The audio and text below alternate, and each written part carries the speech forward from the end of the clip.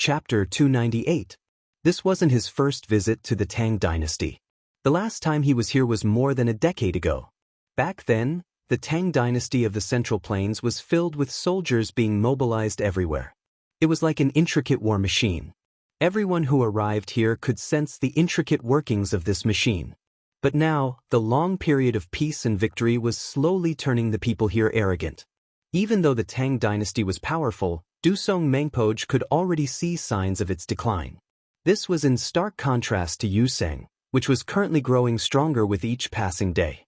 Without a doubt, this was good news for the Uzun dynasty. "What are you afraid of?" The eldest prince's voice was loud, and it suddenly rose to a higher pitch.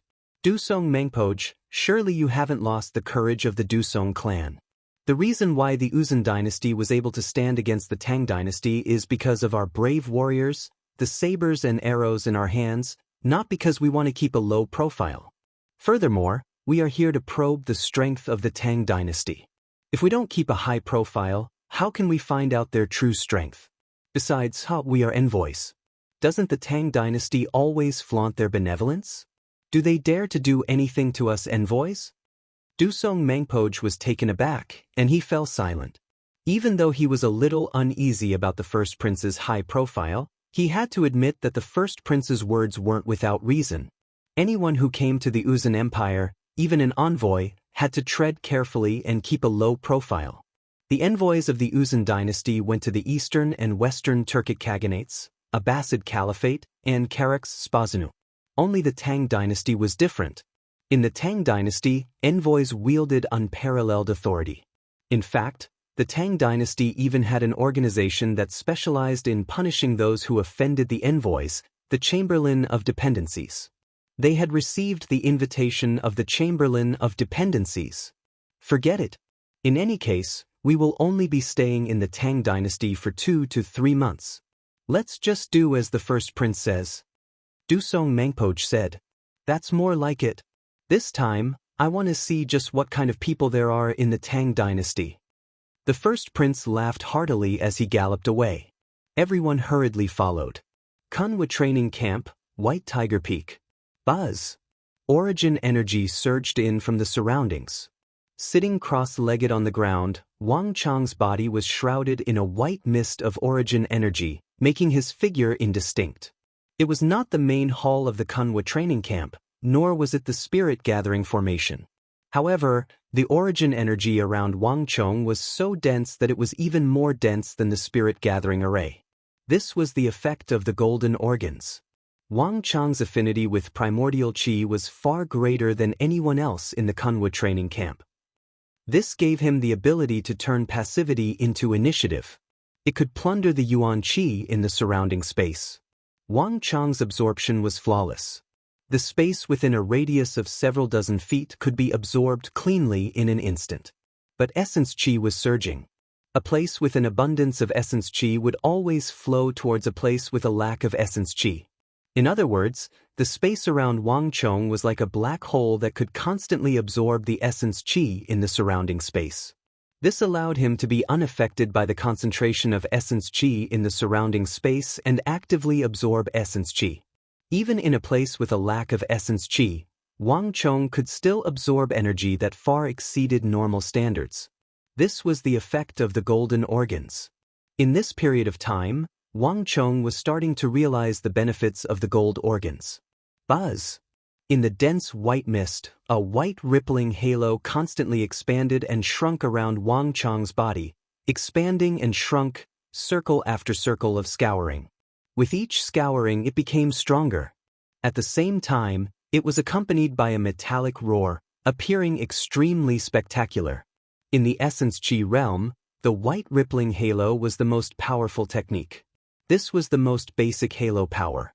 When one's cultivation reached the pinnacle, every single move of theirs would be able to produce such destructive ripples, making it much more powerful than ordinary techniques. During this period of time, Wang Chong had been using the true martial Little Dipper to constantly condense stellar energy to replenish the white ripples and strengthen the power of the initial halo. Wang Chong's Might of the Barbaric God had also been cultivated to the peak by Wang Chong, reaching 9 Dan. Basically, he was able to exert 3 to 4 times the strength of an Origin Energy Tier 9 cultivator, making him infinitely close to a true Martial 1 Dan cultivator. After an unknown period of time, when the aura in Wang Chang's body finally reached its peak, a brilliant light flashed in the air. Buzz. There was a bright flash of light in the air, and then Wang Chong vanished from where he stood. Peng peng peng peng. 8 consecutive explosions rang out from the 4 corners of the hall. On the walls of the hall, in the east, south, west, north, southeast, northeast, southwest, northwest, a total of 8 directions, there were 8 clear and deep fist imprints. At the same time when the 8 fist imprints appeared, there was a flash of light, and Wang Chang's figure appeared at the center of the hall once more. 1, 2, 3, 4, 5, 6. There are a total of 8 fist imprints. To be able to produce 8 fist imprints at once, I can finally cultivate the 8 steps of the furious flood dragon.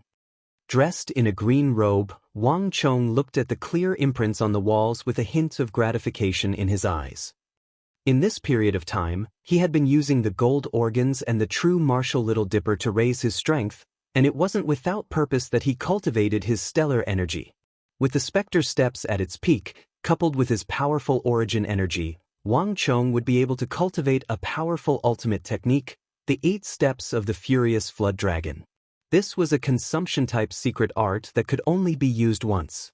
In a short period of time, it could exhaust all of one's Origin Energy to unleash an exponential increase in combat power and defeat one's opponent in one go. This was a powerful ultimate technique used to defeat powerful enemies. If even the 8 steps of the furious flood dragon could not defeat an enemy, then it was basically impossible. Just as he was adjusting his breathing, he suddenly heard the sound of footsteps approaching him anxiously. Wang Chang's eyebrows twitched. He turned around and saw a familiar figure hurrying down the mountain through the slightly open door. Gongzi, bad news? Something's wrong. Su Qi immediately shouted before he even came up. He looked extremely anxious, causing Wang Chang's expression to change. He had known Su Qi for a long time, but this was the first time he had seen him so anxious. What's going on? With a thought, Wang Chong opened the door almost instantly and appeared at the entrance. Su Qi, weren't you cultivating there? Why did you come here? Wang Chong stood at the door and asked. Gongzi, bad news? Chen Burang was severely injured. Gao Feng and Ye Yen brought some people over to help, but they were also surrounded. Even Zhuang Jingping, Qi Weisi, and the others have been surrounded. Su Qi was so anxious that he revealed the matter in one breath. What? Wang Chang's expression changed. How did this happen? Why did you guys get into a conflict with others? This was the first time something like this had happened in the Kunwa training camp. We didn't get into a conflict with them. They were the ones who came for us. Chen Burang was cultivating there when someone suddenly appeared and chased them away. Chen Burang was furious. He said a few words to them, and then a fight broke out. Gao Feng and Ye Yen were there. In the end, they went over to help, but the other party was prepared. A large group of people came and severely injured them. I feel that someone came for us this time. Before Su Qi could finish, Wang Chong interrupted him. Take me there. On the main peak of Kunwa training camp, a large group of people was gathered together, and the surroundings were bustling with noise and excitement. Wang Chong rushed over with Su Qi, and with a single glance, he saw 2 groups of people. One of the groups was clearly larger in number, and they had a mocking expression on their faces as they surrounded the other group. The who? When Wang Chong arrived at the inner circle, he was immediately taken aback. The group with the most people had hooked noses and deep eyes. They were clearly a group of young Hu. Su Qi had only told him that Chen Burang had been injured. He didn't say that they had gotten into a conflict with a group of Hu. Right, Gongzi? I forgot that the ones who injured Chen Burang were a group of Hu. Su Qi seemed to recall something and added from behind. Are they here for me? A hint of doubt flashed across Wang Chong's mind as he subconsciously thought of himself. Su Qi had said that these people seemed to have come prepared. Chen Burang came from a humble background, so there was no one who would target him. At most, it would be him. Due to the regional commander's incident, he had become the enemy of all Hu. Just based on this incident, the Hu in the training camp did have a reason to target him. However, when Wang Chong saw Chen Burang in the crowd, his expression immediately warped. Fury blazed in his heart. Chen Burang was lying on the ground, his face swollen from the pummeling, his teeth clenched tightly. His clothes and the ground were covered in his blood.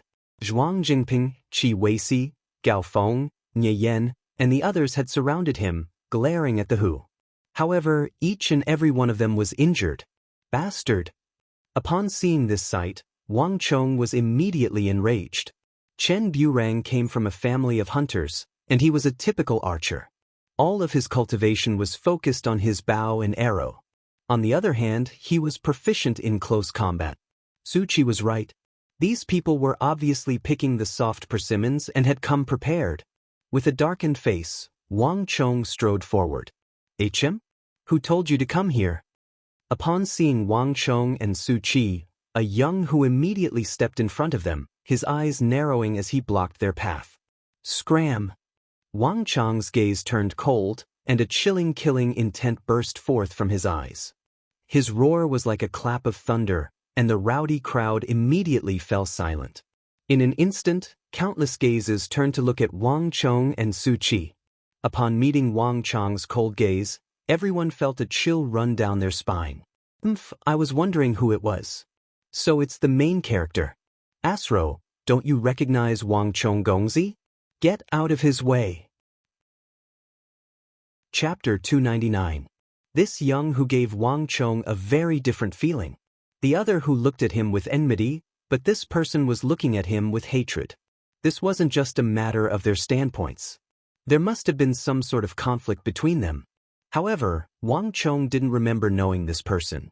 In his previous life, Wang Chong didn't have much interaction with the Hu in the capital. However, it wasn't as if Wang Chong didn't have any clues. The Kunwa training camp isn't a place that just anyone can enter. And there are only a handful of Hu in the capital who would dare to make things difficult for me despite knowing my identity. Wang Chong's mind whirred, and he could already guess the identity of this Hu. Paying no heed to the young Hu, Wang Chong walked over to Chen Burang's side, squatted down, and placed 2 fingers on Chen Burang's neck. Chen Burang is severely injured and has fainted. We tried to move him out, but we were stopped, so we didn't dare to do anything. Gao Feng and Ye Yen had ashamed looks on their faces. We came over after receiving the news. However, the other party seemed to have intentionally waited for us to arrive so as to blow the matter up. By the time we arrived, the other party had outnumbered us. Everyone was at a disadvantage, Qi Weisi said. His face was swollen, a clear sign that he had been beaten as well. Gongzi, be careful. I recognize this person. His name is Abu Tong, the second son of the Hu great General Abusi. Beside him are the elite soldiers of the Tong Luo. From birth, the Tong Luo would choose a foal to accompany them, and from young, they treated each other like a family. They treated their horses like humans, so they were able to empathize with them. As such, the Tong Luo were said to be uncontrollable by anyone other than the Tong Luo. And the Tong Luo cavalry were said to be the elites of the world. These people aren't easy to deal with. Zhuang Jingping lowered his voice and said with a serious look on his face. The Qi clan was known for their steel axe guards, while the Zhuang clan was known for their cavalry. They knew all of the elite cavalry in the world like the back of their hands. But even the elite cavalry that the Zhuang clan was so proud of couldn't compare to the elite cavalry of the Tong Luo. The Tong Luo cavalry had a very strict set of rules for sitting, lying down, and walking. Even the Zhuang clan couldn't compare to the Tong Luo in the way they treated their warhorses. The simplest reason was that every Roman horse had grown up with them since they were young, so they could relate to each other. Their bodies were covered in armor, from head to tail to toe. They were all protected by scales. Just these armors alone were worth more than tens of thousands. Even the banker would not spend so much. Before the Tong Luo people were attached to the Tang dynasty, they were mercenaries. And the money earned was used to make armor for these warhorses. At the same time, the Tong Luo were used to fighting. The first mouthful of food a newborn Tong Luo would eat was raw food that contained blood. When they were around 7 or 8 years old, they had to hunt wild wolves alone. Almost the entire race took pride in fighting and dying in battle. Moreover, the Tongluo people also had a set of combat techniques and cultivation methods that belonged solely to the Tongluo people. These techniques had been honed through hundreds and thousands of years of battle, and only the Tongluo people could pass them on. Thus, the Tongluo were extremely powerful fighters. But even so, the Tongluo were few in number. Because of the long years of war, they constantly appeared on the front lines of all the conflicts and battles, resulting in a very high number of Tongluo deaths. The entire Tongluo army only had 30,000 elites at most. But just these 30,000 were enough to awe the world. Abusi had established himself as the Hu great general and an important Hu official of the court, and the Tongluo had established their reputation. Even the banker clan had to fear and respect these Tongluo cavalry. These people were true warriors. It really was them. This thought flashed through Wang Chong's mind at Zhuang Jingping's words. He and Abusi had not interacted. The Tongluo were independent and did not interact with other people. And it wasn't just him.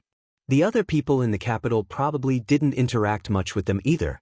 The Tongluo were extremely powerful fighters, and many people in the capital respected them. But Wang Chong didn't have a good impression of them. The Tongluo had been attached to the Tang dynasty during Emperor Taizong's reign. These Tongluo cavalrymen had definitely not been influenced by the Great Tang. Rather, they had been forced here by Emperor Taizong's mighty army. Not even the Eastern and Western Turks had been a match for Emperor Taizong's army of iron and blood, much less a measly 30,000 Tongluo. They had judged the situation and ultimately chosen to assimilate to the Tang dynasty. In the last few years, the Tongluo had contributed greatly to the army's campaigns. But this was only a strategy for survival. Wang Chong was well aware that the Tongluo would sooner or later betray the Tang dynasty. Although the Tongluo were not Han and it wasn't strange for them to betray the Tang dynasty, Wang Chong truly found it intolerable for them to kill and pillage the border citizens of the Tang dynasty so quickly after their betrayal. No matter how powerful an enemy was, they were still an enemy. Wang Chong had no good impression of the Tongluo. Zhuang Jingping, you seem to understand us quite well. Abusi sneered. Now that the main character had appeared, his goal had succeeded. Young Master Wang, I've long heard of your name. We have finally met for the first time. Speak, your men injured my men. What should we do about it? Bastard! What nonsense are you spouting? Gongzi, don't listen to him. These fellows are spouting nonsense. The agitated Tongluo cursed furiously. Calm down. Wang Chong raised a hand to stop the crowd. His expression was calm and composed, and he exuded a convincing aura.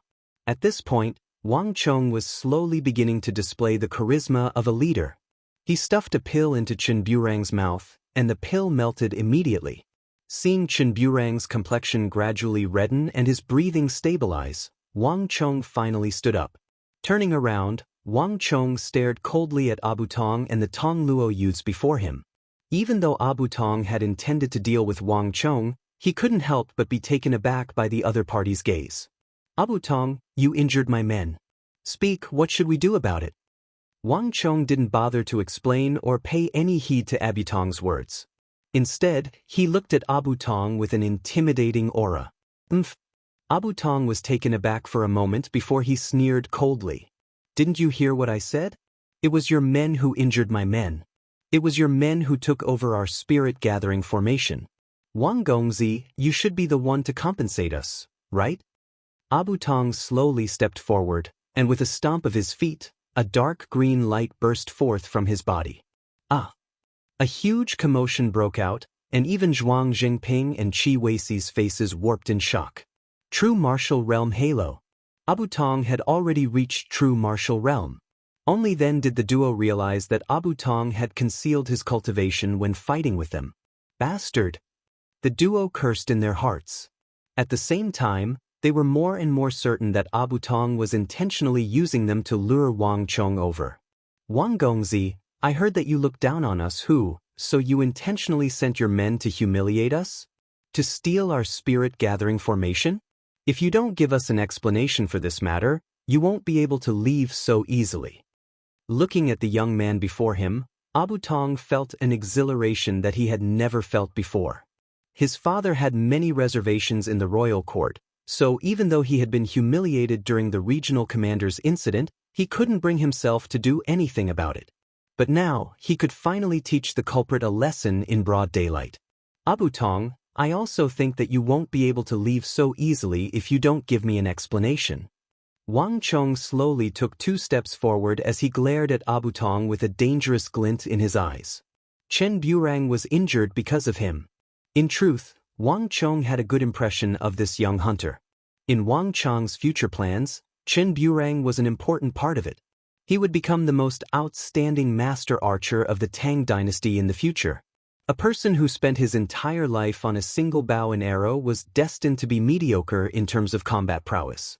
These Tongluo people had an unfair advantage over him. The reason why Chen Burang had suffered this time was because of him. If he didn't resolve this problem, there would only be more such problems in the future. There was more than one who in the capital, Abu Tong. Wang Chong knew what Abu Tong was up to, but if the other party thought that he would be able to defeat him just because he had reached true martial realm, then he was gravely mistaken. Looks like we can't come to an agreement then. Abu Tong sneered coldly. Wang Chong's unconventional behavior was exactly what he wanted. If Wang Chong had gone along with his intentions and offered to compensate him with some gold or pills, he might have suffered a huge headache instead. But since Wang Chong didn't know what was good for him, that was for the best. It's even better that we can't come to an agreement. The rule of us Tongluo people has always been to fight with our fists. There's no one who can win a war through words. Abu Tong flicked his finger as he took 2 steps forward, and a domineering aura emanated from his body. Wang Chong, I don't care what you say. As long as you can defeat me, I'll forget about today's matter, and I'll treat it as if nothing happened.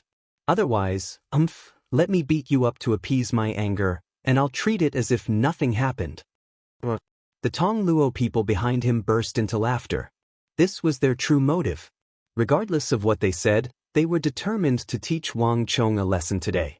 Bastard! Behind Wang Chong, the crowd was agitated, and rage could be seen on their faces. Wang Chong raised his hand to stop the crowd. Very fair. Wang Chong replied calmly, but his eyes were blazing with fury. Since we can't resolve the matter through negotiation, we should resolve it through war.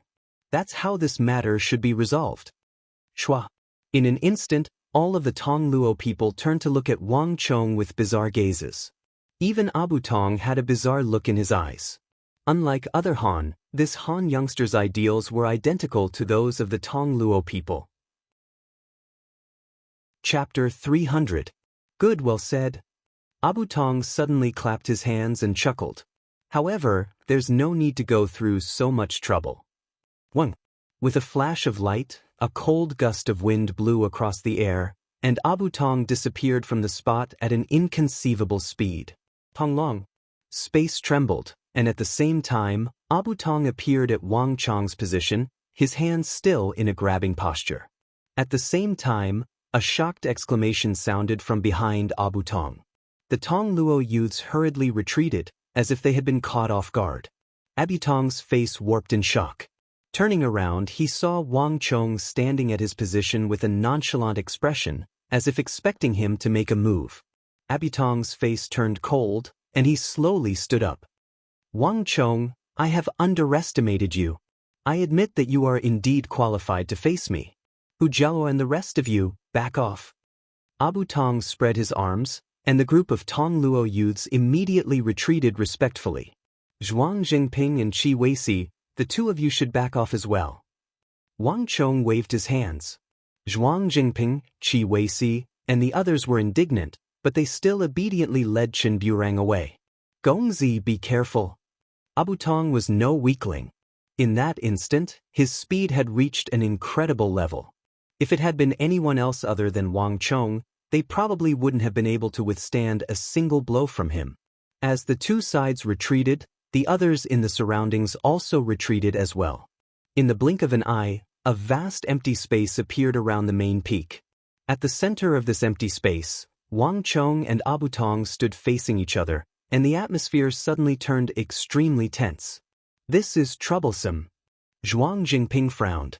This was a thorny problem.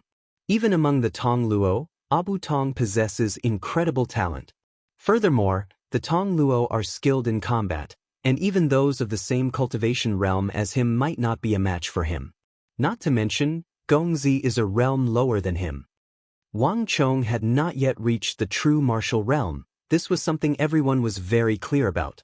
Even though there was only a difference of one realm, the true martial realm and essence energy realm could not be mentioned in the same breath. Putting everything aside, just the halo itself was enough to make Abu Tong's stellar energy far more formidable than Wang Chong's. I understand, but there's nothing we can do right now. The reason why Abu Tong had injured Chen Burang was to lure Gongzi over. Right now, the young master had to agree whether he wanted to or not. If they attack together, we have even less of a chance of winning. Qi Weisi said from the side, an anxious look on her face. The current situation was like riding a tiger. It was hard to get off. It was not up to them whether they agreed or not.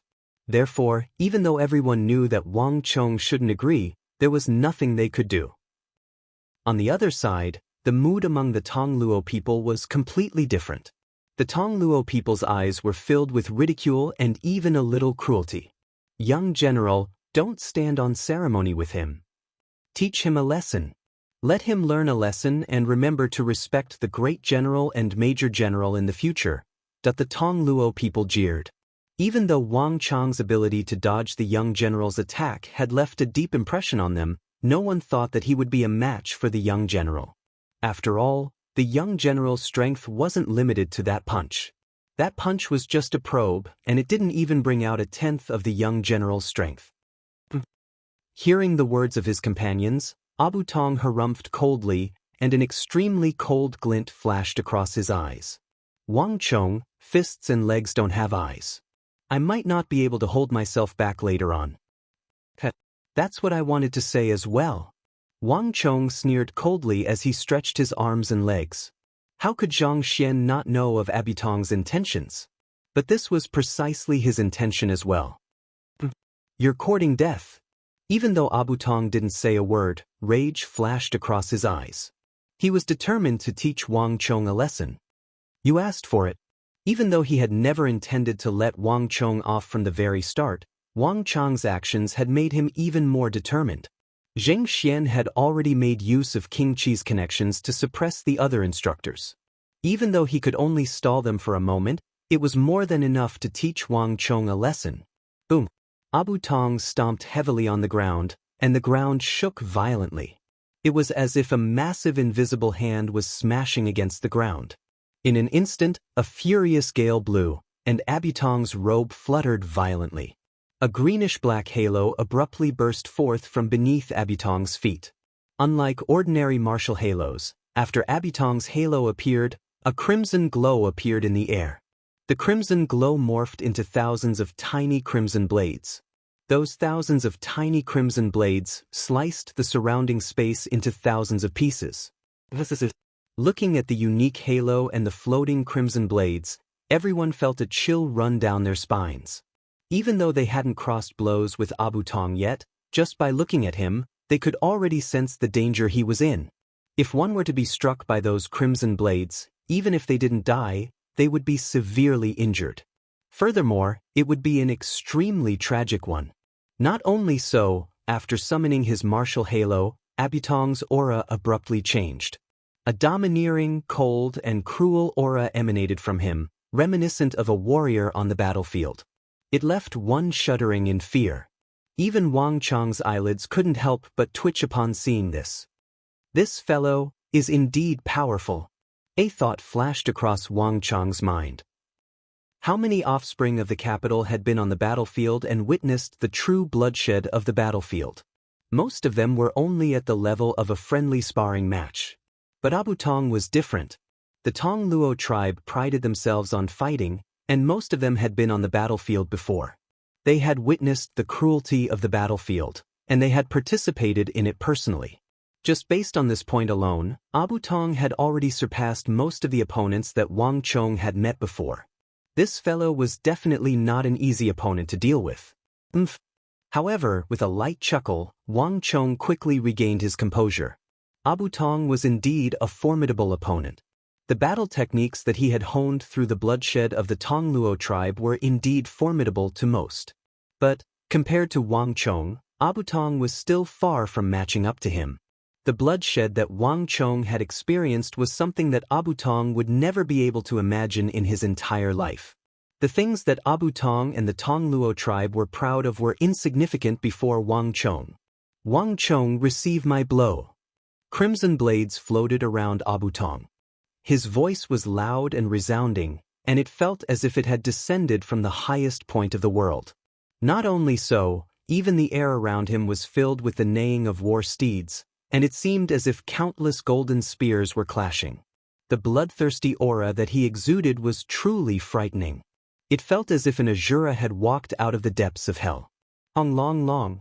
The silhouette behind Abu Tong warped, and before the gazes of countless people, a cold and eerie silhouette rose from the ground. The silhouette seemed to possess boundless strength, and the crimson saber in its hand exuded a fearsome aura. Tongluo War God. Upon seeing the silhouette behind Abu Tong, the Tongluo tribe members immediately grew excited. Tongluo War God was the war god that the Tongluo tribe had revered for thousands of years. He was the god of war, death, and glory. The Tongluo tribe had never feared death, because they believed that they would return to the embrace of the Tongluo war god after their deaths, and they would share the glory of their god. This was also the blueprint for the Tongluo tribe's ultimate art. On top of that, the Tongluo war god would take different forms depending on their cultivation. Even though the young general had only summoned the most basic form of the Tongluo war god, it was already an extremely powerful ultimate art. At true martial realm 1 Dan, there was almost no one who could stand against it. Young general, kill him. Overwhelmed by excitement, a Tongluo tribe member waved his arms and shouted loudly in the Tongluo language. The martial arts of the Tongluo tribe weren't meant for sparring but for war and slaughter. Tonglong. On the other hand, Abu Tong reacted swiftly. Driving his stellar energy to its limits and summoning the Tongluo war god, Abu Tong abruptly halted his movements, and his right fist shot forth like a cannonball. He had executed another secret art. Army Breaker.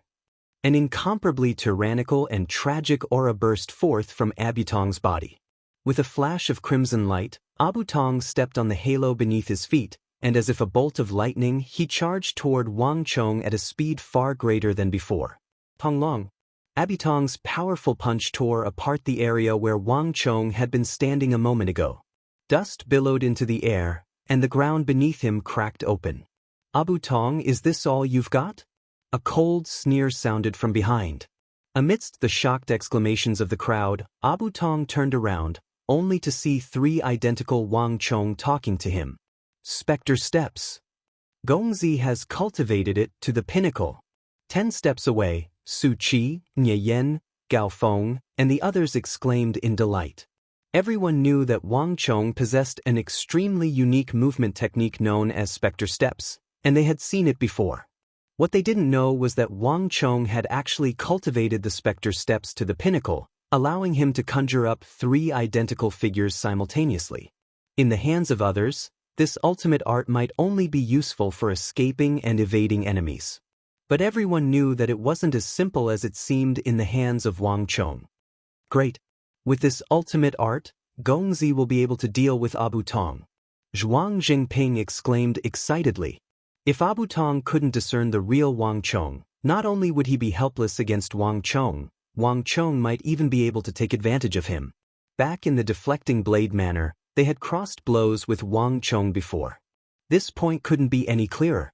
Even though Wang Chong's cultivation realm wasn't much higher than yours, he was always able to find your weakness and exploit it. Hey, interesting. Abu Tong's eyes flickered, and a moment later, he chuckled. Wang Chong's movement technique was indeed profound, but Abu Tong had seen it many times before, so he couldn't be bothered with it at all. At the end of the day, this was just an embroidered pillow, a gaudy ultimate technique. On the battlefield, such ultimate arts were the most useless. In a battle between cultivators, what mattered the most was the strength of the other party. Hee hee, Wang Chong, I don't know what you're planning to do. However, if you think that you can defeat me just like that, you're sorely mistaken. Abutong's lips curled into a mocking smile. Those who could survive the battlefield weren't limited to their size alone. Wang Chong had chosen the wrong opponent to use this move on. Today, he would make him suffer an incomparably miserable defeat. In the blink of an eye, Abutong had changed his move. Tonglong. Space trembled as the Tongluo war god behind Abutong spread open his arms and roared vaguely. At the same time, a bizarre sight suddenly occurred. The thousands of tiny blood blades around Abutong began whirling, and like a raging gale, they flew toward Wang Chong. These hair-raising blood blades were densely packed together, and they surrounded Wang Chong, cutting off all of his escape routes. Even the location where the silhouette had appeared had been sealed off. This is bad. Everyone retreat. Gongzi, be careful. Chapter 301. Abutong's fearsome trembling blood blades weren't just directed at Wang Chong, but the others behind him as well. This was a battle habit of the Tongluo tribe. On the battlefield, the Tongluo tribe didn't have the habit of holding back. As long as they could kill their opponent, they wouldn't mind using a sledgehammer. In fact, it was the same for the internal duels of the Tongluo tribe as well. In a battle, no one would hold back. As the Tongluo tribe's duels were completely different from sparring, there was a high chance of death in the internal duels of the Tongluo tribe. This move of Abutong's had dragged the others into it. Hee, this move isn't enough to deal with me. Wang Chong looked at the countless blood blades that had sealed every inch of his movements, and he chuckled. In the next instant, without any hesitation, Wang Chong flicked his fingers, and so, every single one of his fingers was 100 zhang in length. With a flick of his 10 fingers, hundreds of sword threads shot forth in the blink of an eye. Every single one of these sword threads accurately struck a tiny blood blade. But upon coming into contact with Wang Chong's sword threads, those seemingly invincible blood blades shattered like fragile glass. With just a few flicks of his fingers, Wang Chong's sword threads were able to shatter all of the tiny and dangerous blood blades in the air. This was the result of Wang Chong's hard work over this period of time. Wang Chong had tempered his sword fingers and sword chi repeatedly, shrinking and strengthening them one after another. The final result was that Wang Chong was able to shoot more than a dozen sword threads with a single finger, and he could even control them as he pleased. As powerful as Abutong's Tongluo tribe's secret art was, it wasn't even worth a mention before Wang Chong's Art of Life massacre. Tonglong. Almost at the same time that Wang Chong shattered all the blood blades, a pair of fists the size of bowls shattered the void and smashed down from the sky at lightning speed. Even though Wang Chong managed to neutralize the thousands of blood blades, Abutong's ability to grasp the right timing was far superior to that of an ordinary cultivator. However, Abutong had also made use of this opportunity to force Wang Chong to face him head-on. As you wish. Wang Chong's laughter echoed in the air. This time, Wang Chong raised his fists and faced Abutong's mountainous fists head-on. Young master. At the back of the battlefield, Zhuang Jingping, Su Qi, and the others felt their hearts tighten and their lips go dry. No one had expected Wang Chong to choose not to dodge this time. Wang Chong's cultivation was lower than Abutong's, but his movement technique was superior to Abutong's. Under such circumstances, dodging was the best course of action. However, Wang Chong had chosen the most disadvantageous method. Hong Long. In the next instant, before everyone's shocked gazes, Wang Chong's arms shook for a moment before blocking Abutong's steel fists. Abutong's face warped, and for the first time, shock surfaced in his eyes. This is impossible. Abutong stared at Wang Chong in shock. He knew that even a cultivator of the same cultivation realm wouldn't be a match for him, needless to say, an origin energy realm cultivator. Yet, Wang Chong actually managed to block his attack. How could such a thing be possible? The rebound from Abutong's arms was incomparably powerful, and it didn't seem like something an origin energy realm cultivator should be capable of. Abutong was an experienced fighter, but he had never encountered such a situation before. This fellow, how can he possess such strength? Behind Abutong, all of the Tong Luo tribe members were dumbfounded. They were even more shocked by this outcome than Abu Tong. As the young general of the Tong Luo tribe, there was no doubt that Abu Tong was talented. Yet, no one could have imagined that Wang Chong would be able to withstand Abu Tong's attack. How is this possible? Everyone muttered. All of a sudden, they felt a little panicked. Before this, none of them had considered the possibility that Abu Tong could lose. But now, no one dared to say such a thing. The development of the situation had exceeded their expectations. Abu Tong, you are too arrogant. You can't possibly think that you are the strongest person in this training camp, right? Wang Chong held Abu Tong firmly with his fists as he stared at Abu Tong's horrified eyes. He wasn't surprised at all by the sight before him. Abu Tong might have been shocked by the sight before him, but Wang Chong wasn't the least bit surprised by it. After mastering might of the barbaric god and summoning the embodiment of the barbaric god, his strength was more than sufficient to stand against a true martial realm expert. Even though Wang Chong was still lacking in terms of strength, after all, there was still a gap between origin energy realm and true martial realm. It was more than enough for him to withstand Abu Tong's attack. With a burst of stellar energy, Wang Chong knocked Abu Tong away, and the two of them pulled apart. Abu Tong, you are almost done with your move. It's my turn now. Wang Chong looked at Abu Tong with a confident smile on his lips. In this short but intense clash, Wang Chong had already gained a rough understanding of Abu Tong's fighting style, the power of his halo, and his speed and reaction. Now it was time for him to counterattack. Abu Tong, if you can withstand this move of mine, I'll admit that I'm not a match for you. Amidst Abu Tong's bewildered gaze, Wang Chong's expression remained unperturbed as he executed his strongest secret art. Perhaps, this was also the strongest secret art of an origin energy realm cultivator. If he couldn't defeat Abu Tong with this move, then it would be impossible for him to defeat the other party. 8 steps of the furious flood dragon. Wang Chong took a step forward, and a powerful aura burst forth from his body, distorting the surrounding space. Everyone only saw a flash before their eyes before they lost sight of Wang Chong. Not good. Abu Tong suddenly felt a strong sense of danger. This was the first time he had felt it in his fight with Wang Chong. Without the slightest hesitation, Abu Tong released another burst of Zhenqi, and thousands upon thousands of tiny blood blades burst forth in all directions. But Abu Tong's reaction was still too late. Peng peng peng peng. 8 deafening explosions echoed in the air. However, this time, it wasn't the fist imprints that appeared on the walls. Instead, all of the fist imprints were directed toward a single point, toward Abu Tong. Roar! The silhouette of 8 furious serpents appeared in the air, and before anyone could react, a deafening roar sounded. The stellar energy around Abu Tong, along with the thousands upon thousands of dangerous blood blades, were instantly shattered by the 8 powerful and violent Zhenqi. The immense force shattered the stellar energy around Abu Tong and smashed into his body. Abu Tong only had the time to cry out before he was smashed to the ground by Wang Chong's 8 steps furious serpent. Not good. Young general. Hurry up and stop him. The faces of the Tong Luo tribe warped in horror. Without any hesitation, they immediately charged toward Wang Chong in an attempt to save Abu Tong. I'll kill anyone who dares to make a move.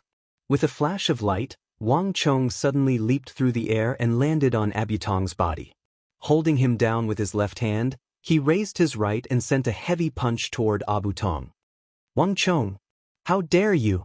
A ferocious glint flashed across Hu Jialuo's eyes. Just several zhang away from Wang Chong, he stopped for fear of harming Abu Tong. Other than the young general, he was the leader of the Tong Luo tribe. To think that the battle between Abu Tong and Wang Chong would end in defeat.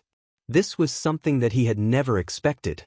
But no matter what, he had to snatch the young general back. He couldn't allow him to be harmed.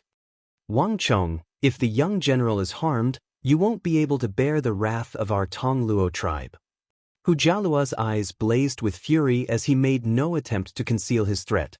Even though the Tong Luo tribe viewed dying in battle as an honor, they valued the lives of their tribesmen above all else. If Wang Chong dared to do anything, the 30,000 Tong Luo elites were more than enough to wipe out the Wang clan and make them regret their actions. Hearing Hu Jialuo's words, Wang Chang's eyes turned cold, and rage surged in his chest. He had long heard that the Tong Luo tribe liked to use their 30,000 Tong Luo cavalry to threaten others. Even the scions of the prestigious clans were no exception. After all, the Tong Luo tribe was a Hu. In order to avoid trouble, most people chose to keep their distance. But to meet Wang Chong, they were courting death. Are you trying to rebel? With a hand on Abutong's neck, Wang Chong abruptly lifted him up from the ground. The aura he emanated suddenly turned incomparably cold, and even Su Qi, Nye Yen, and the others were taken aback. What do you think this place is? With just 30,000 men, you dare to rebel? Don't forget, why did you surrender during Emperor Taizong's reign? If you dare to try 30,000 Tong Luo cavalry, as long as you don't have a transfer order and dare to leave the camp, I will kill all 30,000 Tong Luo cavalry, from top to bottom, from old to young. Spare no one.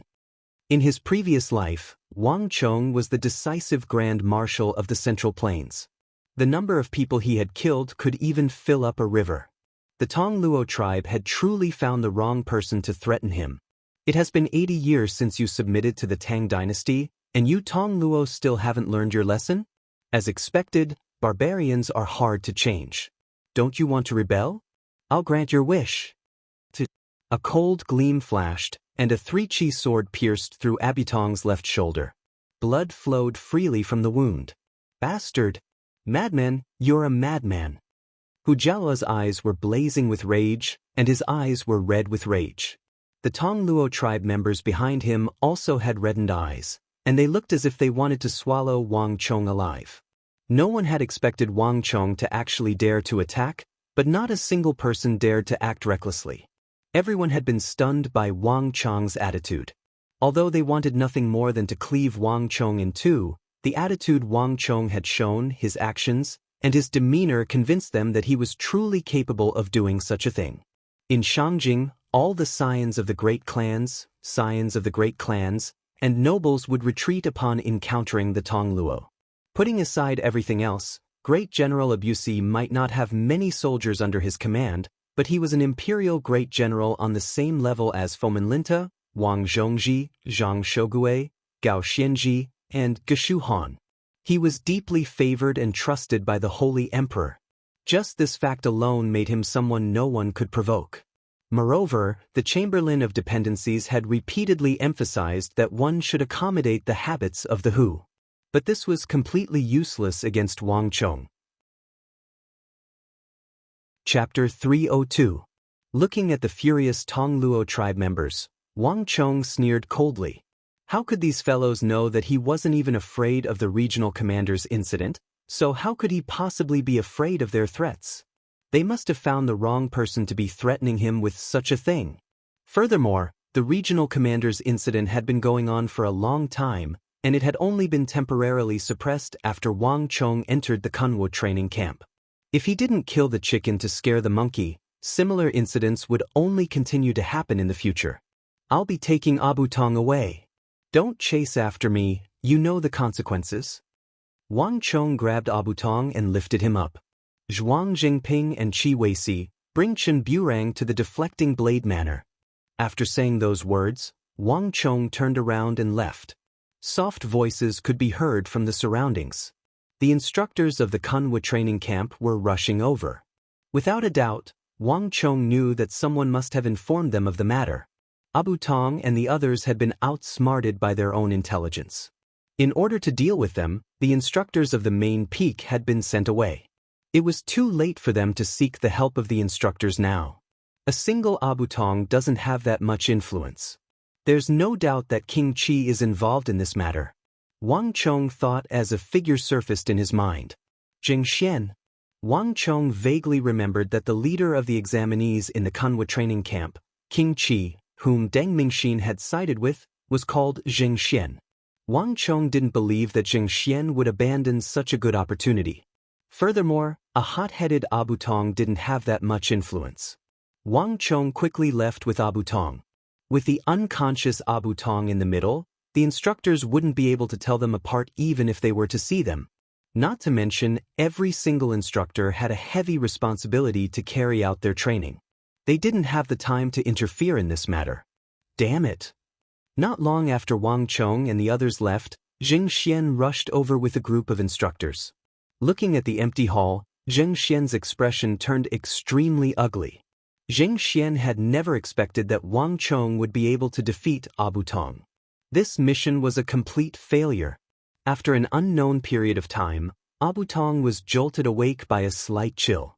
When he opened his eyes, he saw the ground a dozen meters away from him, as well as the strong wind in the air. Bastard! Bastard! I won't let you off. In an instant, Abu Tong regained his senses and struggled violently in midair. Wang Chong, I will kill you! An angry voice resounded in the air. Abu Tong, if I were you, I would choose to remain quiet so as to not attract the attention of the entire training camp. At this moment, an extremely lazy and leisurely voice came from below. Wang Chong held a cup of tea in his hand, and 7 or 8 people were seated around a table, sipping on their tea silently. Even though your Tong Luo subordinates have already seen it. In midair, Abu Tong suddenly shuddered involuntarily. Turning his gaze downward, Abu Tong saw a majestic courtyard. Halfway up the mountain, Abu Tong saw Hujaro and a group of agitated, furious, and eccentric Tong Luo tribesmen. However, this wasn't what shocked Abu Tong the most. What shocked him the most was that he suddenly realized the situation he was in. He was being tied naked to a tall pole by Wang Chong. Abu Tong's face immediately turned ghastly pale. You? Abu Tong's body trembled, and flames spewed from his eyes. The immense humiliation he felt left him on the verge of fainting. What you? This is just a small punishment for you. Seated on a purple rattan chair, Wang Chong sipped on the last mouthful of fragrant tea. By the side, Gao Feng filled Wang Chong's cup for him. Also, let me remind you that even though many people have seen it, not all of them have. Of course, if your voice had been any louder, it would have been an entirely different matter.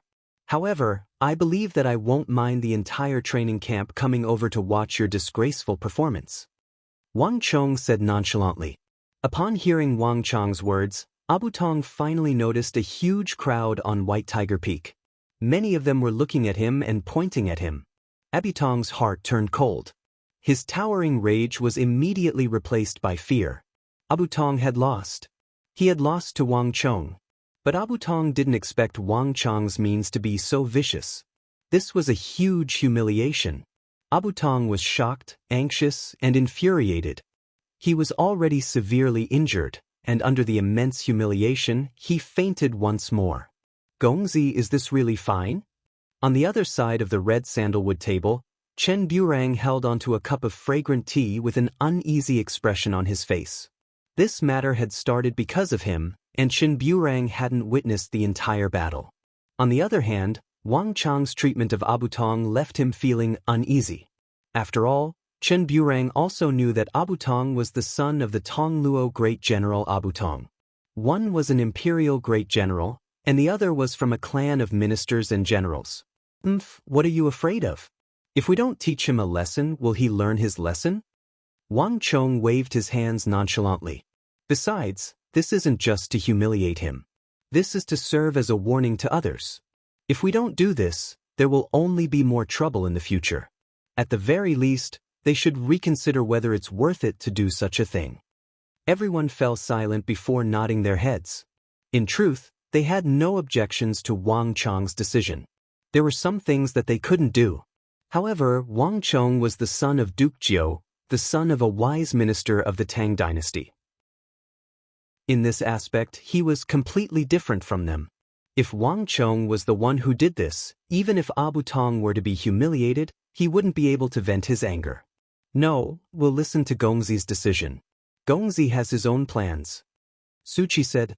Chen Burang was simply too kind. Back then, when he saw Wang Chong being pummeled by a bunch of people, Suchi had also flown into a rage. But on the other hand, Chen Burang didn't think so. However, Gongzi's recovery medicine was indeed formidable. In just a short moment, Qin Burang's injuries seemed to have gotten much better. The swelling on his face was also no longer visible. In the end, Qin Burang still nodded his head. Even though he still felt a little apologetic after working together for so long, Qin Burang trusted Wang Chong's capabilities. This wasn't because of Wang Chong's background, but because he had been through life and death together.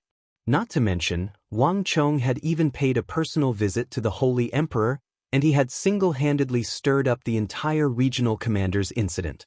Many of the things that he had done were unimaginable for people of his age. It's about time.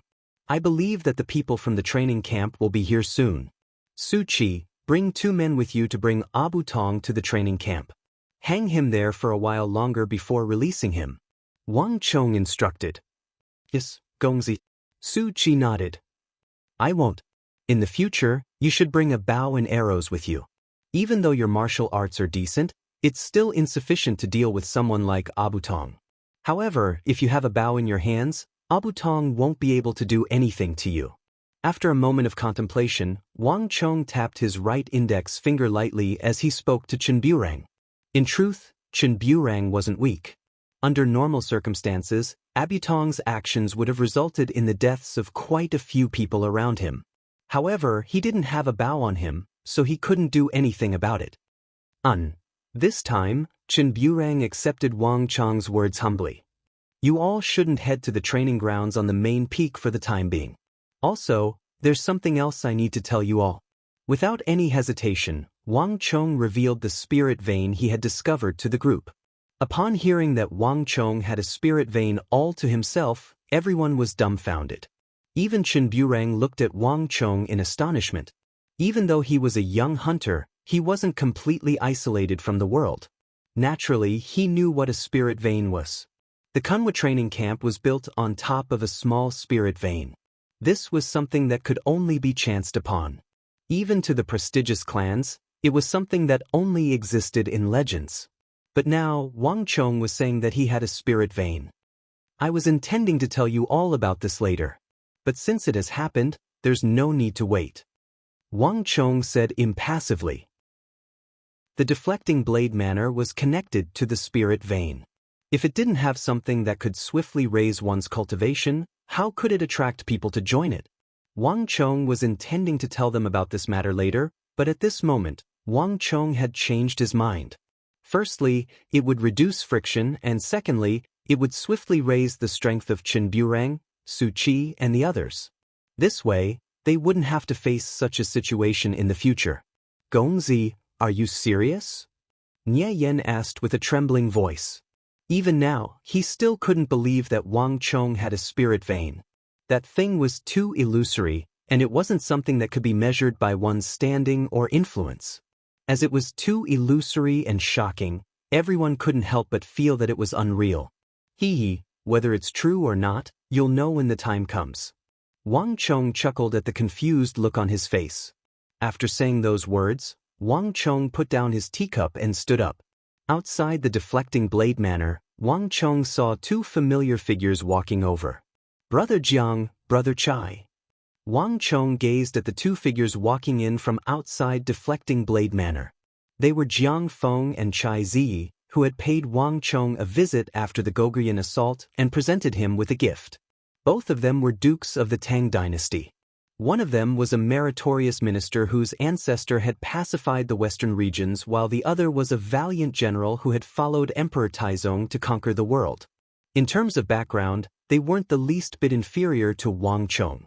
But, are you 2 here for Abusi as well? Wang Chong went straight to the point.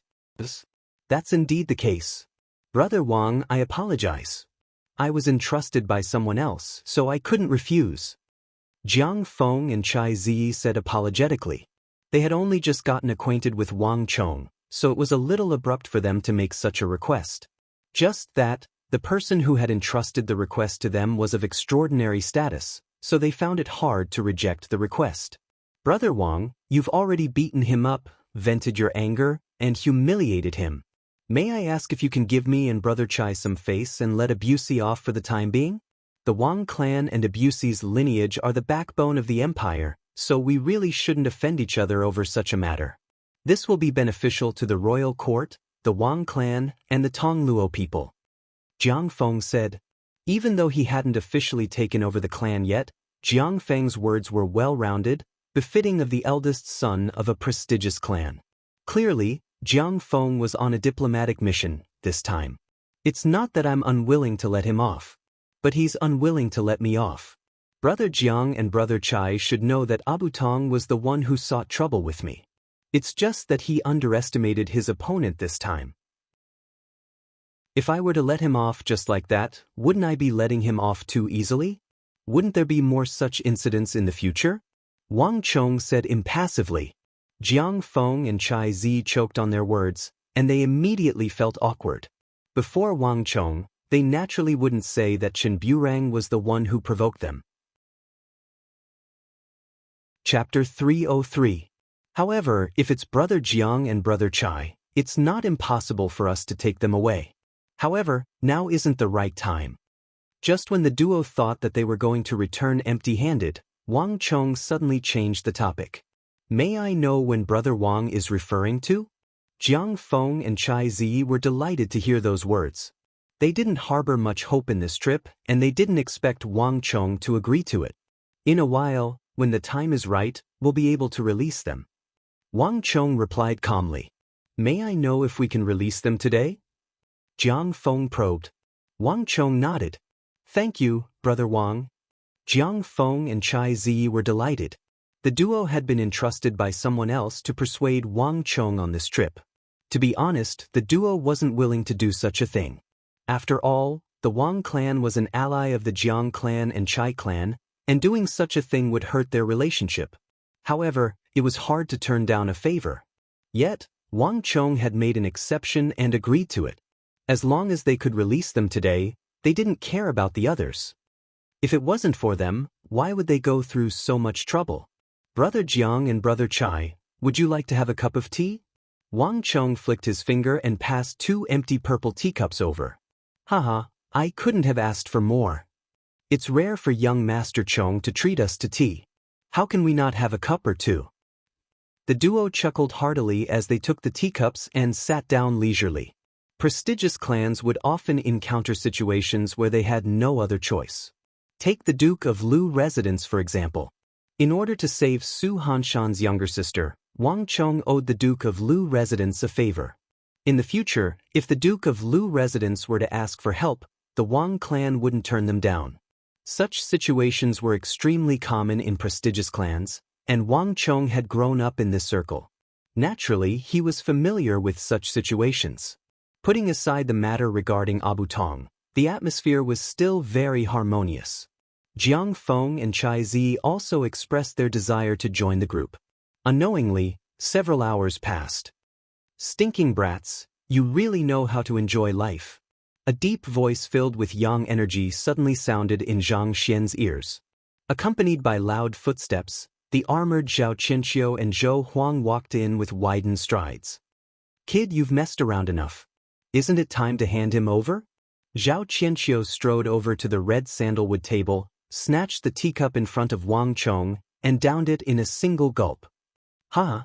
Instructor Zhao is also here to persuade us? Wang Chong chuckled as he allowed Zhao Qianqiu to snatch his teacup away before pouring himself another one. Hee, brat, what nonsense are you talking about? If I didn't stop them, the instructors in the training camp would have already rushed over. You still don't know what's good for you. Zhao Qianqiu raised his hand and gave Wang Chong a tight slap on the back of his head. He had learned of the conflict between Wang Chong and Abu Tong a little too late, because someone had deliberately suppressed the news. In the end, when Zhao Qianqiu didn't want to know about it anymore, someone had intentionally exposed the matter. Zhao Qianqiu wasn't a fool, so he knew what was going on. On one hand, he was infuriated. Weren't those bastards going too far? This was a training camp that the Holy Emperor had personally set up. Wasn't this a little too much? On the other hand, Zhao Qianqiu was displeased as well. This was the first time such a brawl had occurred ever since the establishment of the training camp. If he were to let this matter rest without any punishment, it would be letting them off too easily. Wouldn't such incidents continue to happen in the future? He had to teach them a lesson. On this point, Zhao Qianqiu and Wang Chong shared the same sentiments. Initially, the matter between Wang Chong and Abu Tong was supposed to be heavily punished. However, this was the first time that Zhao Qianqiu had interfered in this matter. King Qi's influence was great, but it was still outside the training camp. The Bureau of Military Personnel couldn't interfere in this matter either. But Zhao Qianqiu was different. The lord in charge of the training camp was his direct superior. Zhao Qianqiu immediately looked for that lord to suppress this matter. Since Abu Tong was the one who started this matter, he had to teach him a harsh lesson so as to instill fear in the future. Thus, Zhao Qianqiu didn't object to Wang Chong's actions in the slightest. That brat, there's a limit to everything. It's about time, let him go. Zhao Qianqiu said. The instructor and the examinees were supposed to maintain a certain distance from one another, and this was also a rule set by the higher-ups. However, Zhao Qianqiu did enjoy spending time with this lad. This lad's personality was really likable. Hehe, Su Qi, you heard the instructor's words, right? Bring Abu Tong down. Wang Chong gestured, and Su Qi chuckled. Understanding his intentions, he led a few men to untie Abu Tong from the pole.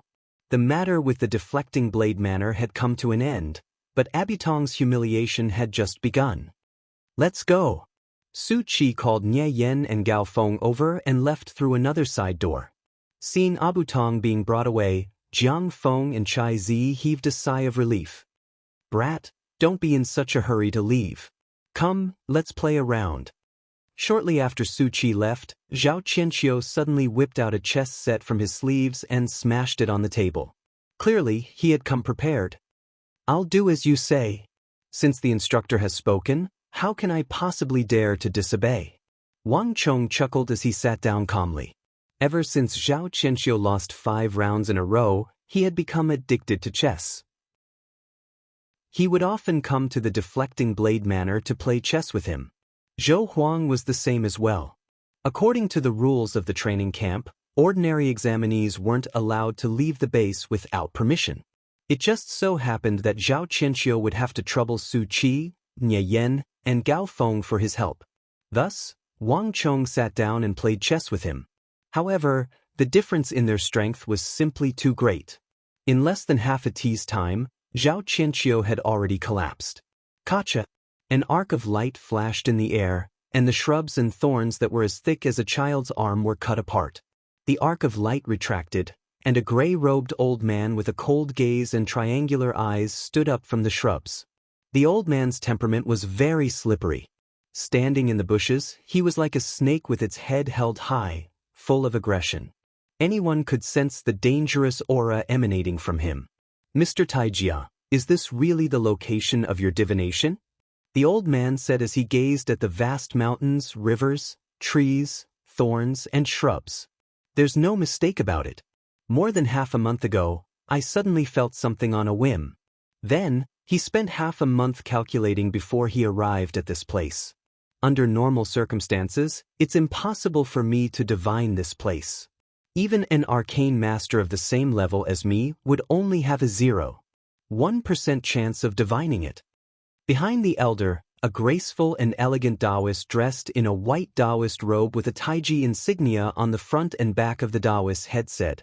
The Taoist had a purple hairpin on his head, and he held a unique golden double-layered compass in his left hand.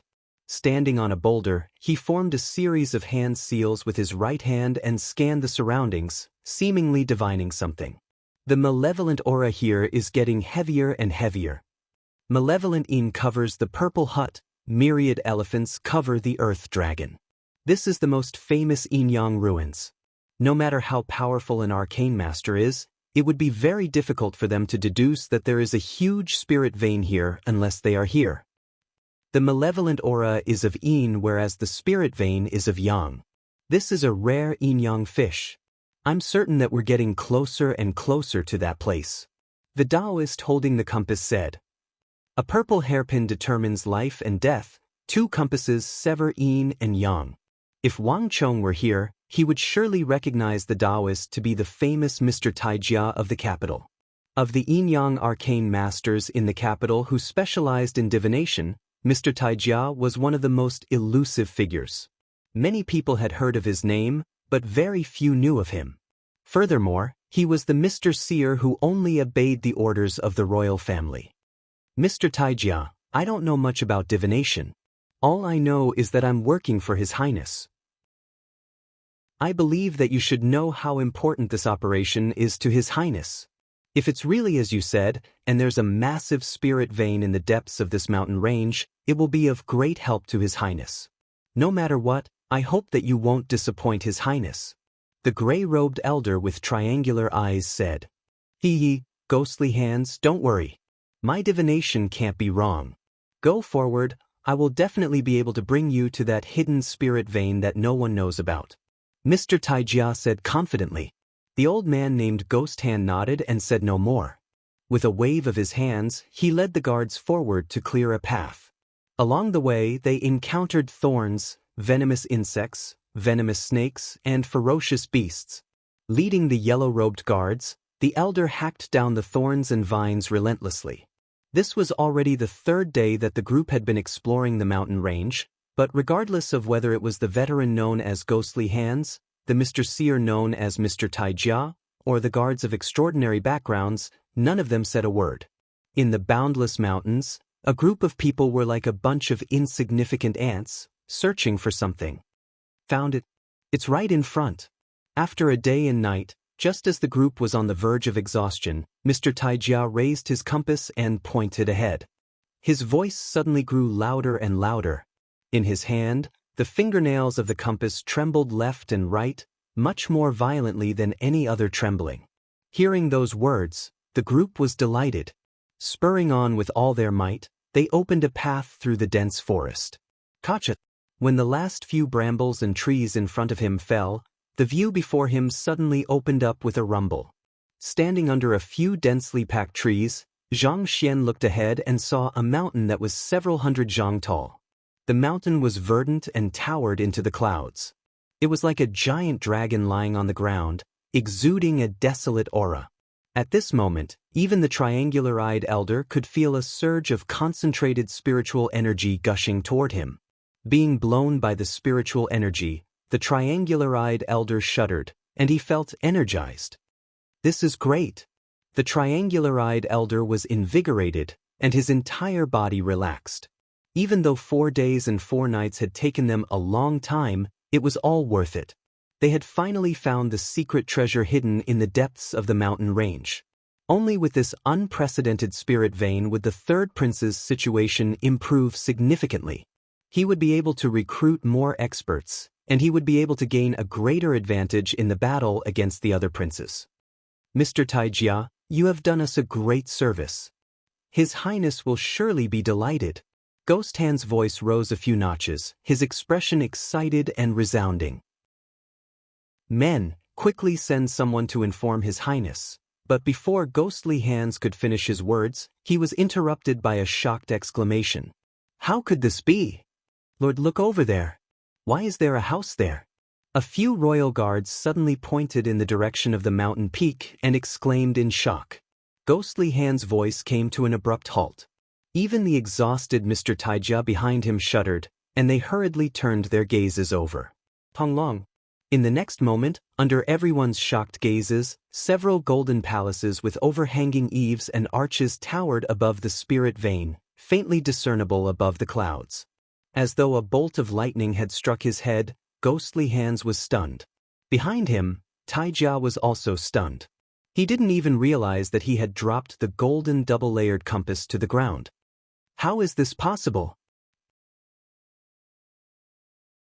Chapter 304. Dumbfounded. Everyone was dumbfounded.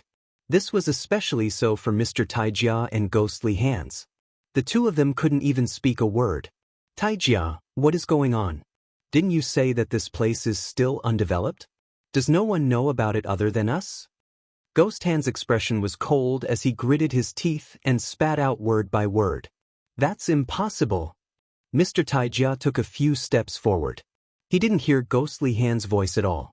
At this moment, he was even more shocked than Ghostly Hands. His divination had already reached an extremely high level 10 years ago. In the entire capital, There were only a handful of people who could match up to him in divination. Based on his divination, there was no one who knew about this place. Other than him, it was impossible for anyone to have arrived before him. But the truth was right before his eyes. There was no doubt that someone had discovered this place earlier than him. The buildings were connected to one another, and they were beautifully constructed. It was impossible for such a complex to be constructed within a short period of time. "Mister, is it possible that they haven't discovered it yet?" A guard beside the third prince asked with a sliver of hope in his eyes. "Impossible." Mr. Taijia refuted without any hesitation. "This place is remote, and it's separated from the main road. If they hadn't discovered something, they wouldn't have constructed such a huge structure here." "But is it possible that they are just here to enjoy the scenery?" "Impossible. Have you forgotten about the venomous snakes along the way?" This time, even the guard who had asked the question fell silent. Along the way, the crowd had thought of all sorts of possibilities. They had thought that it was impossible to find it, and Mr. Taijia had made a mistake in his divination. But what they didn't expect was that someone had arrived before them. Upon seeing the rows of buildings at the peak of the mountain, everyone's heart turned cold. "Mr. Taijia, is this the spirit vein that you divined for me?" Ghostly Hands asked coldly. His triangular eyes were burning with rage. If not for the third prince's extreme respect for him, he would have killed him just by looking at the scene in front of him. "This is indeed a spirit vein," Mr. Taijia said. But before he could finish his words, Ghostly Hands interrupted him coldly. "Why don't you try divining again?" "Whoosh." Without needing Ghostly Hands to say anything, Mr. Taijia raised his hand, and the golden double-layered compass on the ground flew into Mr. Taijia's hand. Casually plucking a leaf near the spirit vein, Mr. Taijia began his divination once more. How did this happen? The sudden appearance of a completely different divination left Mr. Taijia dumbstruck. His face had already turned pale after a few days of calculations. But now his face became even paler. Mr. Taijia had immersed himself in divination for more than half of his life, so he was confident in his divination. But at this very moment, Taijia realized that his divination was completely ineffective. In his entire life, this was the first time he had encountered a situation where he was completely wrong. "What's going on? What's going on?" Master Taijia's body trembled as he muttered under his breath. The confidence that he had built up for most of his life was suddenly shattered at this moment. Baleful Een, baleful Een. It's not just the effect of baleful Een. The Een specters could not have interfered so much with me, there must be other reasons. The fog blocked the river, the fog blocked the river. This was the interference of external forces. The wind blew and the clouds surged, changing constantly. Who in the world built these palaces and interfered with my divination? Mr. Taijia looked at the palaces in the clouds, and his mind was in a state of chaos. The divination result on the compass was fog blocking the river. This was a divination that would only appear when one's fate was extremely resilient, making it difficult for one to divine them. However, with his divination cultivation, he had divined countless people, from nobles to ministers, but he had never encountered such a situation. Gazing at the misty spirit vein in the distance, Taijia unhesitatingly divined the location of the person who beat him to it. No matter what, he had to know who the owner of the palaces was. Who was it that had snatched it away from him? Even his divination had been disturbed. As though a huge boulder had fallen from the sky, Master Taijia felt an incomparably heavy pressure weighing down on him. The resilience of the other party's fate was far more difficult to divine than he had imagined. Who in the world is that person? Master Taijia felt a chill run down his spine. He had just started divining, but he already felt as though he was shouldering a mountain. He had never encountered such a situation before. But the more he felt this way, the more he wanted to know. The third prince had placed great importance on this operation, so he had to get an answer no matter what. Boom! Just as Mr. Taijia was about to harden his heart and continue his divination, a powerful force suddenly struck him like a bolt of lightning. Master Taijia felt a sharp pain in his heart, and 2 streams of blood flowed from his nose. The consecutive days of divination had already left his face pale and fatigued. Adding another injury to his injuries, his vision darkened, and he fell backward. Mr. Taijia! Mr. Taijia! Mr. Alarmed, the crowd hurriedly rushed forward to catch Master Taijia. Lord, what do we do? The crowd turned to look at the elder known as Phantom Hands. I'm fine. I just fainted from the exhaustion. Phantom Hands placed his finger on Master Taijia's neck to check his pulse. Even though he wasn't proficient in divination, he had learned from the third prince that divination was extremely taxing on one's mental energy as well. The more unfamiliar and detailed the divination was, the more mental energy and effort one would have to expend. Clearly, Master Taijia had overexerted himself and fainted. I'll let you off lightly then. Phantom Hands stood up and said. He was initially filled with rage, but with Master Taijia unconscious, there was nowhere for him to vent his anger. Lord, what should we do now? His Highness has high expectations for this operation. Why don't we kill everyone on the mountain right now? As long as we move swiftly, we won't be able to leave any traces behind. Seeing that Master Taijia had fainted, one of the third prince's guards suddenly stepped forward and said. As he spoke, he even made a cutting motion with his sword. They were the third prince's trusted guards, and as long as he commanded them to stay, it wouldn't be too difficult for them to slaughter everyone on the mountain. Wait a moment. Phantom Hands wasn't as reckless as the other party, but he had the same thought as well. There's no need to rush this matter. Let's check with the Court of Judicial Review first to see if this land is ownerless or not. If it is, we'll buy it right away. By then, no matter how many buildings they build, they will all belong to us. However, if the other party is prepared, they should have already sold it. Let's find the buyer first. If it's an unknown individual or a wealthy merchant without any backing, we'll have to negotiate with them. We'll use the third prince's name to get them to give up the land. If the other party doesn't know what's good for them, we'll kill them. After which, we'll come back here and get rid of them. Phantom Hands' thoughts were logical, and it was clear that this wasn't his first time doing such a thing. But what if the other party has backing? One of the guards asked. Phantom Hands sneered disdainfully, and a bone-chilling glint gleamed in his eyes. Do you think that there's a backing greater than the third prince? I understand. Everyone lowered their heads, tacitly understanding. Without alerting anyone, they brought Mr. Taijia with them and retreated silently. Unbeknownst to them, several li away from them, a pair of eyes was silently watching them. Only after they left with Mr. Taijia did the evil emperor heave a sigh of relief and slowly close his eyes. The investigation into the Court of Judicial Review went much smoother than they had expected. In the Court of Judicial Review, there was a miniature map of the mountains and rivers around the capital. All they had to do was point out the location of the mountain to obtain the information they wanted. Phantom Hands and the others had imagined all sorts of possibilities beforehand, but when they finally found out who the owner of the spirit vein was, they were all dumbfounded.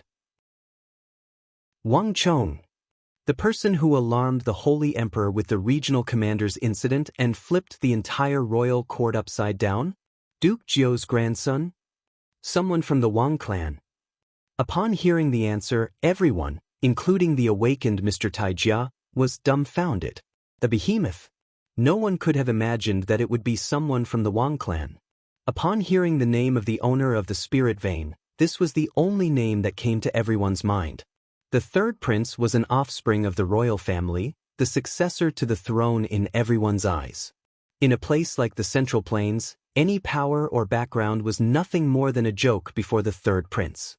This was also the reason why Phantom Hands wasn't afraid of the background of the other party. But the Wang clan? This was an answer that no one could have imagined. The Wang clan wasn't a noble clan, but they were even more powerful than one. When the Holy Emperor was still young, the old master of the Wang clan was one of the greatest contributors to his rise to the throne. The Holy Emperor had said many times before his officials that if not for the old master of the Wang clan, the person known as Duke Jiu, he wouldn't have been able to reach his current heights. Even the Tang dynasty wouldn't have been as powerful as it was today.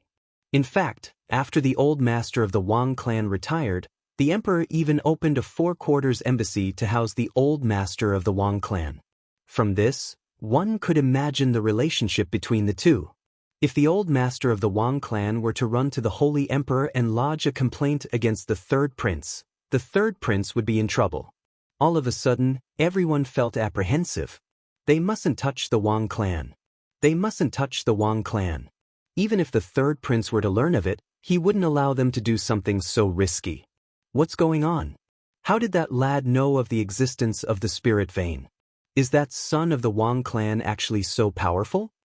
Phantom Hands, who wouldn't make a sound even if a blade was pressed against his neck, suddenly frowned. This matter was extremely troublesome. Lord, what do we do now? The leader of the guards from before said, "Don't act recklessly. We mustn't touch the Wang clan at this moment. We can only think of another way." Phantom Hands said with a pained expression. Never would he have thought that the item that he and the third prince had set their eyes on would be taken by Wang Chong. So, he's the owner of the palace? At this moment, Taijia, who had just woken up not too long ago, was also deep in thought. For most of his life, he had been either a noble, an official, or a descendant of the royal family like the third prince.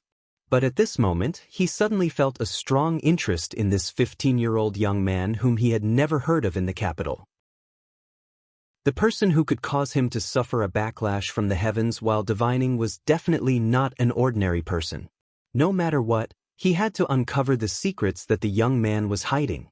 With this thought in mind, Taijia, Phantom Hands, and the others left the Court of Judicial Review. 3 days later, a shocking piece of news shook the entire capital. Amidst the mountains outside the capital, at a location less than 30 li away, an unprecedented massive spirit vein was discovered. The concentration of spiritual energy in this spirit vein was more than 10 times that of the 3 newly constructed Shunwei, Longwei, and Kunwa training camps. It was also far more concentrated than any of the spirit veins in the capital.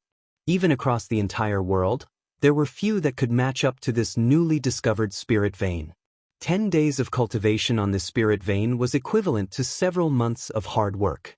As the news spread, the entire capital was in an uproar. And along with the news, a name also appeared in everyone's ears, and that was Chapter 305. His communication with Zhao Qianqiu went smoothly. As expected of the instructor who taught Wang Chong the art of command in his previous life, his standing in the training camp was far above that of the other instructors. Wang Chong quickly explained the situation of Gao Feng, Nye Yan, and the others to him, and the matter was swiftly resolved. Gao Feng, Nye Yan, Su Qi, Chen Burang, and Sun Jiming weren't allowed to leave the training camp without orders. However, through Zhao Qianqiu's efforts, the 5 of them managed to obtain special permission. Even though Zhao Qianqiu didn't have as many restrictions as Wang Chong, Su Hanshan, and the others, the 5 of them still received special permission to move around freely for at least half a month every month, and they didn't have to stay in Kunwa training camp. Wang Chong didn't waste any time and sent them to the spirit vein to cultivate. Firstly, he could prevent a similar incident with Abu Tong from happening again. Secondly, he could also raise the strength of those around him. These people were the future generals that Wang Chong had set his eyes on. The stronger they were, the more advantageous it would be for the Tang dynasty, and the more useful they would be to him in the future. Wang Chong. Wang Chong. Wang Gongzi. Wang Gongzi. 3 days later, while Wang Chong was soaking in the Tai Guanyin tea in the deflecting blade manner, an earth-shattering roar suddenly sounded from outside. Along with these excited shouts, dense footsteps could be heard, as well as the bustling voices of the crowd. What's going on? Wang Chong and Zhao Jingdian stared at one another in bewilderment, and the teacups in their hands nearly fell to the ground. The deflecting blade manor was still a distance away from the training camp. On top of that, Wang Chong had always been a cautious person, so he didn't recruit too many people in the training camp. As such, other than his own people, no one else would come here, not to mention, with such a huge commotion outside, it was clear that this wasn't the case. Jingdian, why don't you go over to take a look? Wang Chong said as he looked across. Nodding, Zhao Jingdian silently took his teacup and left. He had been with Wang Chong for a long time, and he was slowly influenced by Wang Chong and liked drinking tea. Wang Chong had originally believed that Zhao Jingdian would be back soon, but it took a full 5 minutes for Zhao Jingdian to appear at the gate of the courtyard, a frightened expression on his face. "What's going on? Why were you gone for so long?" Wang Chong frowned. "Young master, there are many people outside. All of them want to join Deflecting Blade Manor." Zhao Jingdian organized his thoughts, a strange expression on his face. What? Wang Chong was surprised. He pressed his hands on the armrests of the purple rattan chair and stood up. "Join the Deflecting Blade Manor." He didn't even send out an invitation, so where did so many people come from? "Shall I go out and take a look?" Without another word, Wang Chong immediately walked out. Boom! Walking out of the gates of Deflecting Blade Manor, Wang Chong felt like he had stepped into a completely different world. The mountain winds buffeted him, and as he walked out of the gates of Deflecting Blade Manor, he felt like he had stepped into another world. Zhao Jingdian had said that there were many people outside. But when Wang Chong walked out, he realized that there were many people outside. Halfway up the mountain, there was a huge crowd, numbering in the hundreds or even thousands. Without a doubt, the white tiger, vermilion bird, black tortoise, and azure dragon branches were all here. "Wang Gongzi, please accept me." "Wang Gongzi, I wish to join your Deflecting Blade Manor." "Me too." Me. "Wang Gongzi is here. Everyone, hurry up." Upon seeing Wang Chong at the top of the mountain, the faces of the crowd flushed with excitement. What left Wang Chong even more surprised was that there were quite a few female disciples from Vermilion Bird Peak here. However, they were talking about something completely different from the others. So that's Wang Chong. How dashing. Wang Chong's mind was in a mess. What in the world was going on? Why would so many people suddenly gather here, intending to join his Deflecting Blade Manor? "Gongzi, these people are all here to join the Deflecting Blade Manor. For some reason, they found out that we extended an invitation to some of the people in the training camp. Some of them who initially didn't agree to join our Deflecting Blade Manor suddenly changed their minds.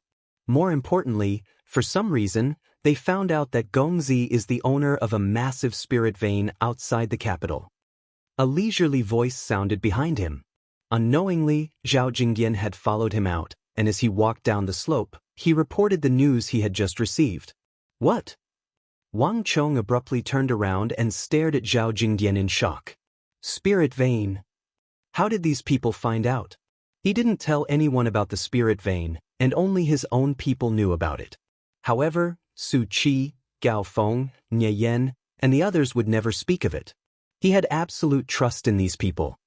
Furthermore, according to the rumors, Gongzi found a massive spirit vein. The origin energy there is extremely dense, and cultivating there for 10 days is equivalent to cultivating for several months. Thus, the people who have gathered here aren't just from our training camp, but from Shunwei and Longwei as well. In other words, other than those from our training camp. Do the people outside know about it as well? Wang Chong said. "That's right." Zhao Jingdian nodded solemnly. In an instant, Wang Chong's complexion turned grim. The situation was far more serious than he had thought. If the news wasn't limited to Kunwa training camp, it meant that, other than the 3 great training camps, everyone in the capital knew about it as well. Wang Chong was well aware of the effects of the exposure of a massive spirit vein. None of the prestigious clans or influential clans would be able to resist the temptation. In his previous life, when the spirit vein exploded, everyone realized that there was a massive spirit vein within close proximity, but no one noticed it. In that instant, countless people felt the same pain and regret as Wang Chong. If not for that, Wang Chong wouldn't have gone to search for the spirit vein not long after his reincarnation. But the problem was, how did this matter get leaked? One must know that even the guards of the Wang family residence were clueless about the matter. They only knew that the young master wanted to build something, that, and that. At the very most, they only knew that the mountain that Wang Chong bought seemed to be rich in origin energy. They knew nothing else. This was how secretive Wang Chong was. But now, the news got out, and it wasn't from Wang Chong. Wang Chong's heart was in a mess. No matter what, He couldn't believe that Gao Feng and Ye Yen would betray him. Someone must have spread the news. Wang Chong thought. He was certain of this. Gao Feng and Ye Yen had just gone to the spirit vein, and such a thing happened. To be honest, Wang Chong was extremely displeased. Who was the one who spread the news? Wang Chong's mind was in turmoil. He didn't like this feeling of being led around in the dark. Walala! Just as he was deep in thought, a snow-white messenger pigeon suddenly flew down from the sky. Wang Chong reached out and grabbed it. There was a simple letter tied to the pigeon's leg. Seeing the two familiar strokes of ink, Wang Chong immediately recognized it. It's a letter from Master. When Wang Chong's master sent a letter, there would always be two strokes of ink on the back. This was the unique mark of the evil emperor. In the few months that Wang Chong had been in the Kunwa training camp, this was the first time he received a letter from the spirit vein. As expected, after reading the contents of the letter, Wang Chong's frown deepened. However, his heart relaxed. Master, the evil emperor's letter wasn't long. It only mentioned that not long ago, a group of strangers suddenly appeared near the tail end of the spirit vein. Wang Chong's master had yet to recover his cultivation. Coupled with the distance, he wasn't able to see the situation clearly. He only knew that those people had extraordinary cultivation. A few of them were clearly wearing the uniform of the palace guards. One of them was even holding a compass in his hand. Although his master didn't say much, this information was already very helpful to Wang Chong. Sure enough, someone deliberately spread the news. It seems that even Master has received news of this matter. My place is already in such a mess. There must be many people visiting his place. Wang Chong said to himself. The matter of the spirit vein was a complete mess. The only consolation was that he was smart enough to spend tens of thousands of gold taels to buy the mountain range and the surrounding mountains. Furthermore, the reputation of the Wang clan was also very prominent. With the instructors of the imperial army stationed at the spirit vein and his grandfather's reputation, no one would dare to cause trouble in the capital. As long as he wasn't willing to sell the spirit vein, no one would be able to do anything to him, regardless of whether it was the prestigious clans, nobles, or officials. Most likely, this was also the reason why those people intentionally leaked the news to catch him off guard. Those who hold a compass in their hands must be seers. Only astrologers and fortune-tellers would use compasses. But how could a fortune-teller divine my spirit vein?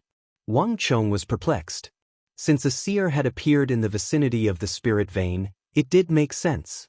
But more importantly, in his previous life, Wang Chong clearly remembered that there was no seer who could divine the massive spirit vein around the capital. That spirit vein was being interfered with by an immense amount of malevolent energy, and this would greatly affect divination. If not for this, the spirit vein wouldn't have exploded on its own during the apocalypse, resulting in a deluge of spiritual energy before it was discovered. But now, before that calamity had even descended, a seer had managed to divine his spirit vein. This was truly inconceivable. The future was completely different from what he remembered. Wang Chong. While he was deep in thought, he suddenly heard an impolite voice. At the bottom of the mountain, among the crowd, a valiant woman with a red tassel spear on her back separated the crowd and rushed up the mountain with large strides. Chapter 306. Brat, you actually found such a huge spirit vein outside the capital? When are you going to tell me about it? Marchioness Yi walked over and grabbed Wang Chong's shoulders tightly. With a slight exertion of strength, Wang Chong's bones began to creak. Even though he had reached Origin Energy Tier 9 Pinnacle, Wang Chong's cultivation was still a little lacking compared to Marchioness Yi. Don't worry, if Marchioness Yi wishes to cultivate there, you're welcome to do so anytime. You can visit that spirit vein whenever you want. There won't be any restrictions placed on you. Wang Chong said with a bitter smile on his face. Wave after wave of immense strength flowed through Marchioness Yi's arms, and it was completely disproportionate to her slender figure. Even though he had defeated a powerful opponent like Abusi, Wang Chong still felt that he was lacking compared to an opponent like Marchioness Yi. Brat, at least you're considerate. Hearing Wang Chong's words, Marchioness Yi's eyes lit up and her displeasure turned into joy. She loosened her grip on Wang Chong's shoulders. By the way, there are also a few of my close friends. They are going too. No problem, bring them along. Wang Chong waved his hands without any hesitation. The spirit vein was huge, and it wouldn't make a difference even if a few more of them went.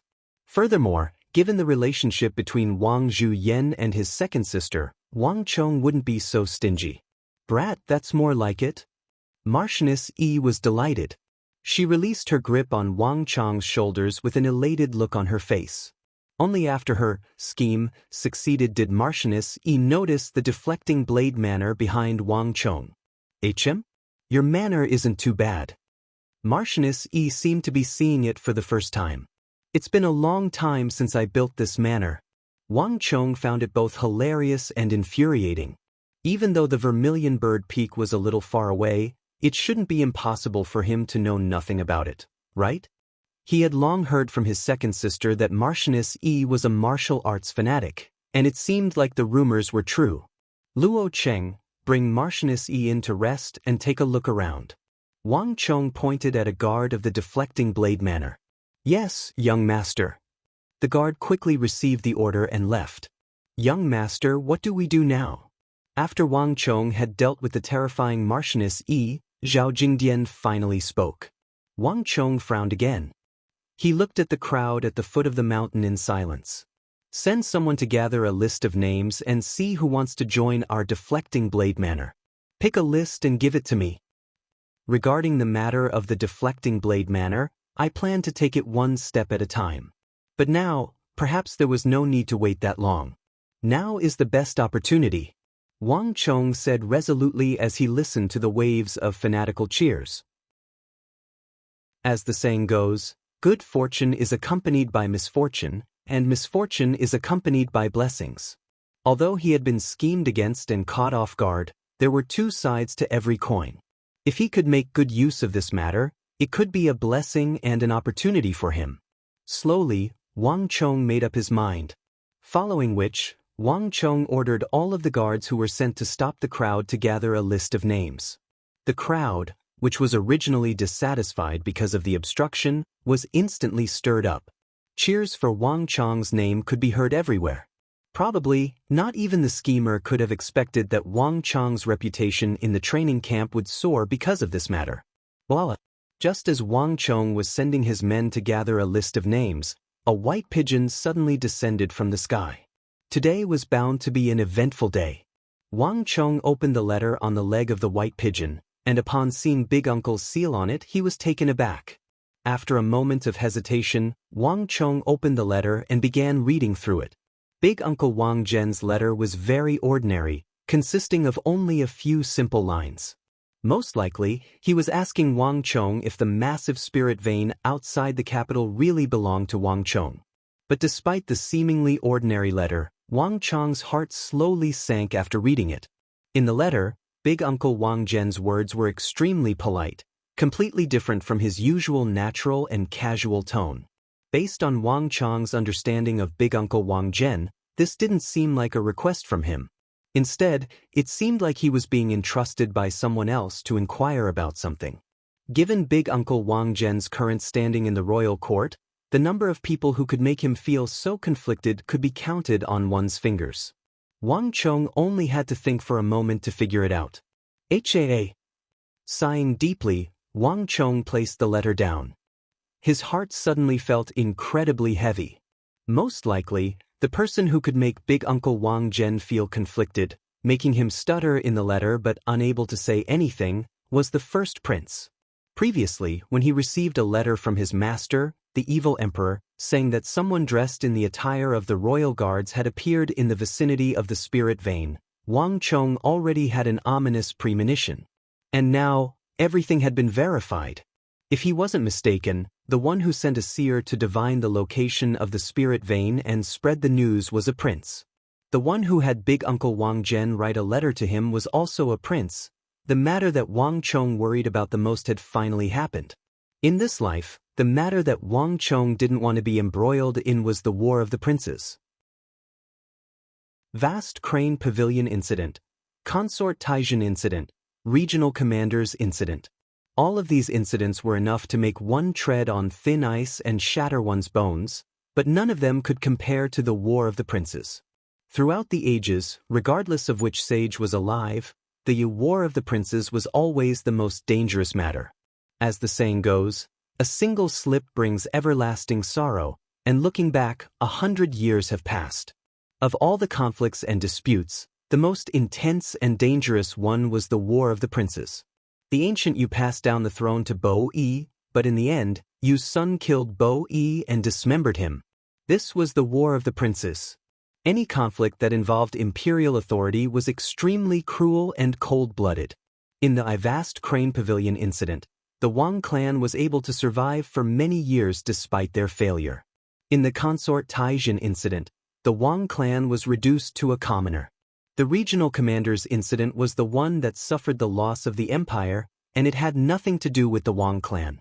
However, the War of the Princes, the moment the new emperor ascends to the throne, all of those who supported the opposing princes would be annihilated. Not a single tile would be left, and they wouldn't even be able to continue living. Even the wise Yu the Great, Bo-yi, who had chosen to continue the throne, was dismembered by his son, needless to say, the others. Even the current holy emperor was the same when he ascended to the throne, so how could there be any exceptions? Toward the War of the Princes, Wang Chong had always been extremely cautious. If he could avoid being swept into it, he would try his best to distance himself from it. However, the spirit vein had caused Wang Chong to be swept into the most dangerous vortex of the Tang dynasty of the Central Plains. The first prince who stood behind Big Uncle Wang Zhen, and the mysterious prince who sent the seer to search for the spirit vein. Once these two princes were swept into the fray, Wang Chong was certain that more princes would come knocking on his door. Regardless of whether these princes agreed or rejected him, it would only spell disaster for him. In this crisis, there was no such thing as the right course of action, and there was no such thing as self-preservation. Doing it would be a mistake. The more he did, the more mistakes he would make. Even if he didn't do it, it would still be a mistake. Grasping the letter in his hand, Wang Chong felt an unprecedented weight weighing down on him. The boat will cross the bridge when it comes to it. For now, I can only take it one step at a time. Sighing, Wang Chong returned to the deflecting blade manor. What a powerful spirit vein. While Wang Chong was busy in the deflecting blade manor, he was oblivious to the fact that at the top of Vermilion Bird Peak, a domineering lady in red was currently standing atop a blazing martial halo, gazing in the direction of the deflecting blade manor together with an unkind nanny. Behind them were a dozen or so ladies dressed in palace attire. Every single one of these ladies possessed extraordinary cultivation, and even the weakest of them was at the true martial realm. In this training camp, they stood out like a sore thumb. Your Highness, this is a good opportunity. It's rare that we're in the Kunwa training camp, so we can't miss it. The cold and unkind nanny by the side spoke up. With a single glance, one could tell that she was a formidable person. Her fingers were thin and withered, but they had a golden sheen to them. With a single look, one could tell that she had practiced some special martial arts. Between the fingers of her right hand was a letter. This was the latest news. According to her instructions, a scout had already headed to the spirit vein to investigate. The news he received was that the spiritual energy in the spirit vein was extremely concentrated. More importantly, the range of the spiritual energy was extremely large. This news was more than enough to move one's heart. Such a massive spirit vein was more than sufficient to play a huge role in the War of the Princes. Since that's the case, we'll snatch it over. At the edge of the cliff, Princess Anai Huang raised her head proudly and spoke without any hesitation. The resplendent halo of light around her accentuated her beauty even further. Of course we'll snatch it over. However, that lad isn't simple. The old nanny suddenly frowned. Even though she had spent most of her time in the royal palace and was usually by Princess Anai Huang's side, she wasn't one to keep her ears shut. Without thinking too much into it, the old nanny revealed the news she had gathered regarding that lad. I was still wondering what it was. But it turns out that he's just a fellow trying to please the crowd. Only my father would believe him. After hearing about the regional commander's incident, Princess Anai Huang said disdainfully. Besides, no matter how powerful the Wang clan is, can it possibly be more powerful than the royal family? I don't believe that he would dare to turn me down even if I asked him to. Besides, if he were to reject me, do you think that I'll beat him up until he agrees? I don't like to be rejected. As Princess Anai Huang spoke, she clenched her fists tightly, and a powerful aura burst forth from her body, causing the entire cliff to tremble. A Xian martial realm cultivator's every move contained great power. As a member of the royal family, she had the right to be arrogant. As a profound martial realm cultivator, even a figure like Abu Tong was nothing before her. Your Highness is right. No matter how powerful the Wang clan is, they are still the servants of the royal family. I'll bring your Highness over to take a look later on. If that lad dares to turn you down, I'll teach him a lesson in your Highness' stead and have him hand over the spirit vein obediently. The old nanny suddenly nodded and revealed a bone-chilling smile. No matter what your Highness wanted, as long as your Highness said it, she would obtain it for you. Chapter 307. Gongzi, I've compiled the name list. Unknowingly, several hours had passed. The crowd outside gradually dispersed, and Zhao Jingyan walked in with a thick stack of name lists. Place it on the table. Seated before an ancient painting of the Han dynasty, Wang Chong gestured to the red sandalwood table before him. Just like in his previous life, the spirit vein had caused a huge uproar. The number of people who applied to join the Deflecting Blade Manor far exceeded Wang Chong's expectations. Even the men from Shunwei and Longwei camps had applied to join the Deflecting Blade Manor. Perhaps it's time to change the rules. Wang Chong thought. Wang Chong's original plan was to recruit talented individuals from the Kunwa training camp and help them reach greater heights. However, the arrival of the people from Shunwei and Longwei had changed Wang Chong's mind.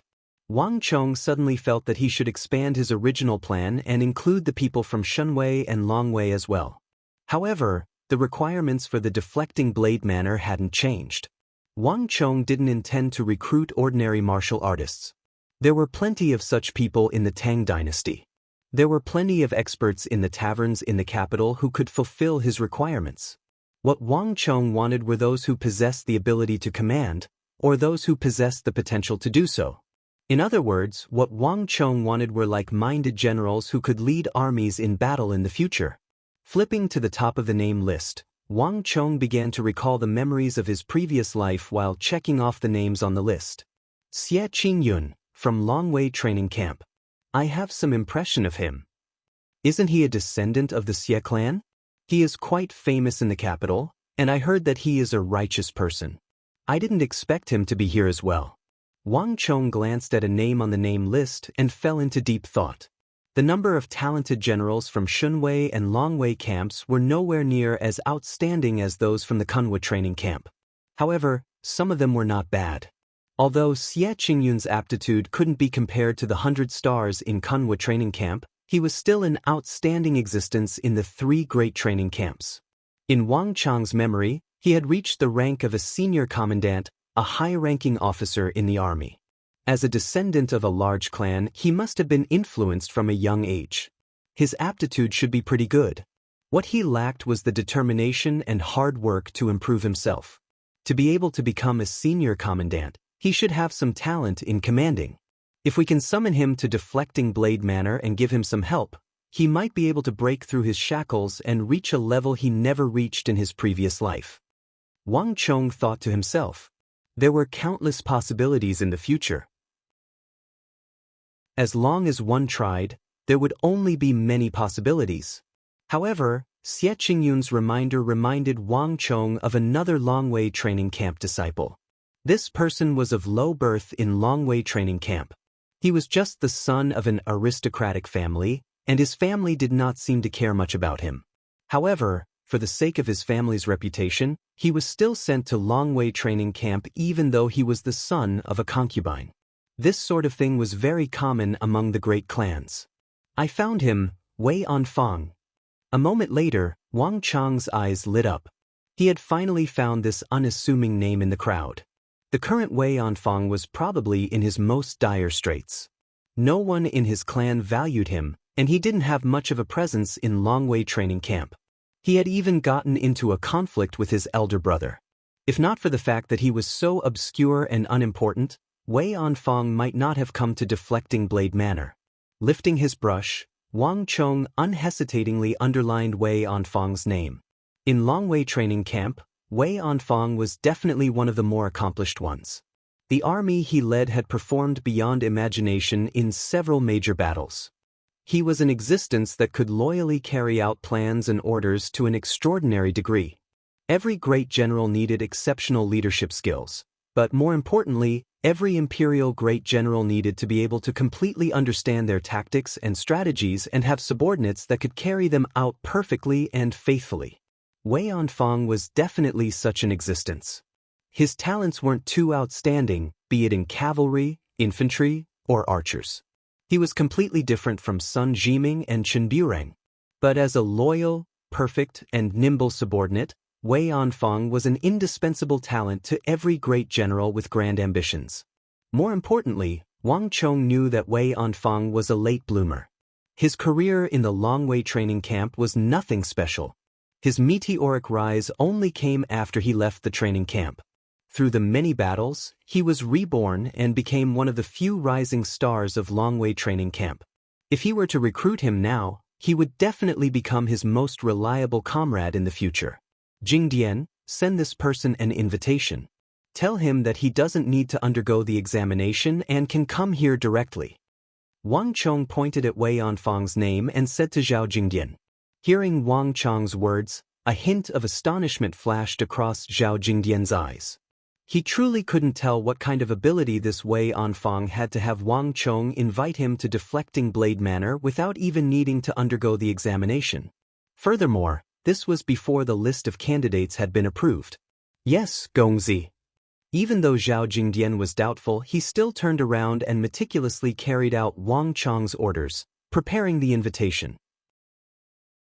After settling this matter, Wang Chong continued browsing through the books. Zhang Tuan, I don't have any impression of him. Su Tong, this person doesn't have a good reputation. I've heard of his name when I was messing around in the past.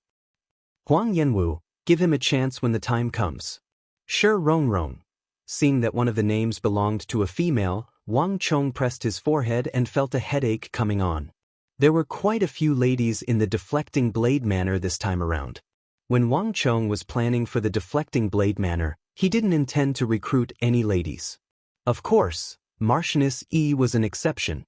Furthermore, these ladies weren't just here to join the Deflecting Blade Manor. Wang Chong remembered quite a few of the previous slogans, and they were truly too much for him to bear. What a headache! Wang Chong thought.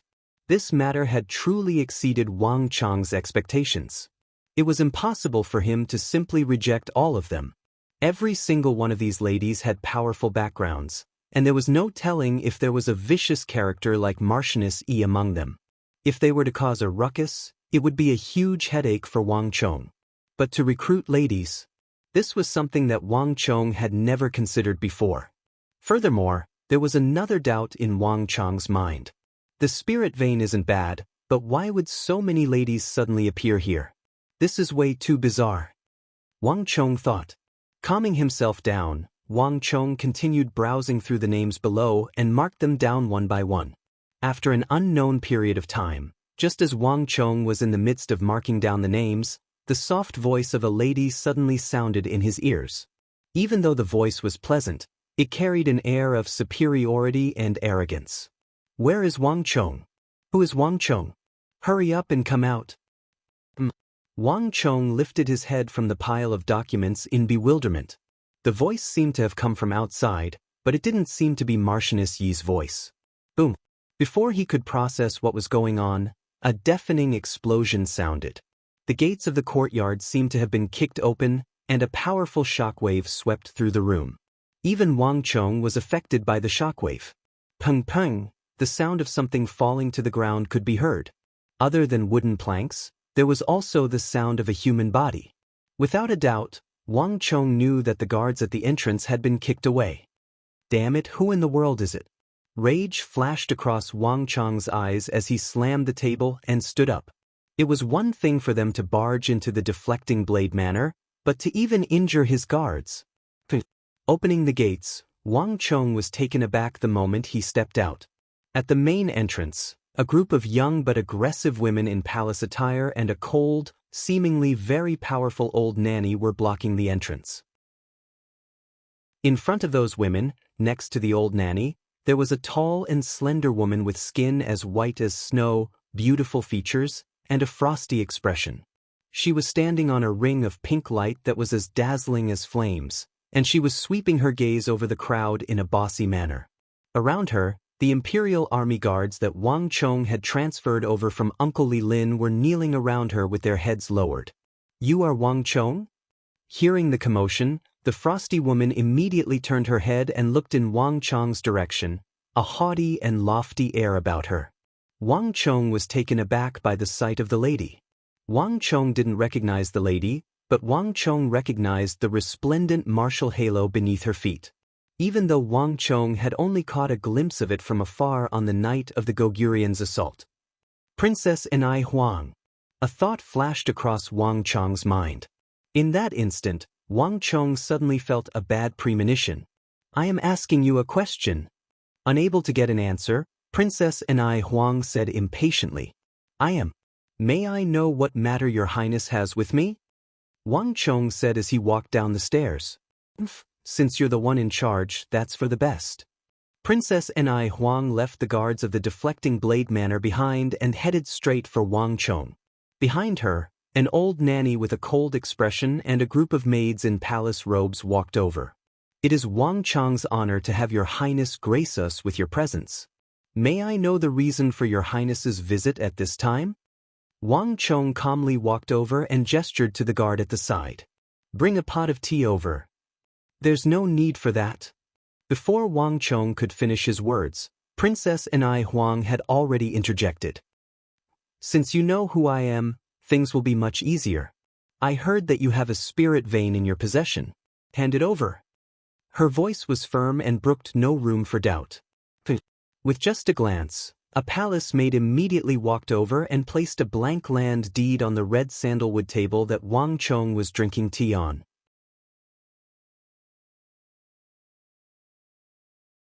Chapter 308. The ominous premonition in his heart had finally come true. Looking at the deed and the red ink before him, Wang Chong's complexion immediately turned awful. Princess Enai Huang was indeed here for the spirit vein. He knew that the spirit vein would bring him great trouble, but Wang Chong didn't expect it to come so quickly. This was the first time that a princess of the royal family had appeared before him for the spirit vein. Even though Wang Chong knew that the spirit vein was a huge problem, he didn't think that the other party would be so shameless. She wanted him to hand over the spirit vein unconditionally without doing anything at all. How could there be such a good deal in the world? While the spirit vein was a problem, if it was for his own benefit, he wouldn't mind handing it over. However, in Wang Chong's plan, the spirit vein was the key to changing the course of the war. Otherwise, Wang Chong wouldn't have gone to the extent of searching for the spirit vein right from the start. Furthermore, he wouldn't have handed over the spirit vein when he received the letter from First Uncle and found out that he was in danger of being involved in the war between the princes. But from the looks of it, it seemed like Gongzi Enai Huang wouldn't let this matter rest until she achieved her goal. But from the looks of it, it seemed like Ni Huang Gongzi wasn't going to rest until she achieved her goal. Today's matter would probably be difficult to resolve. "Your Highness, your cultivation is already very high. What do you need my spirit vein for?" Instead of getting angry, Wang Chong stared at the brilliant halo beneath Princess Enai Huang's feet and asked calmly. Looking at the resplendent halo beneath Princess Enai Huang's feet, Wang Chong said calmly, "I only have one question for you. Are you going to hand it over or not?" Princess Enai Huang shot a glance at Wang Chong as she spoke with an authoritative tone.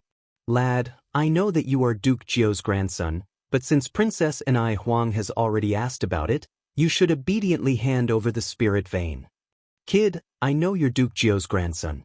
However, since Princess Jiu has asked, you'd better obediently hand over the spirit vein.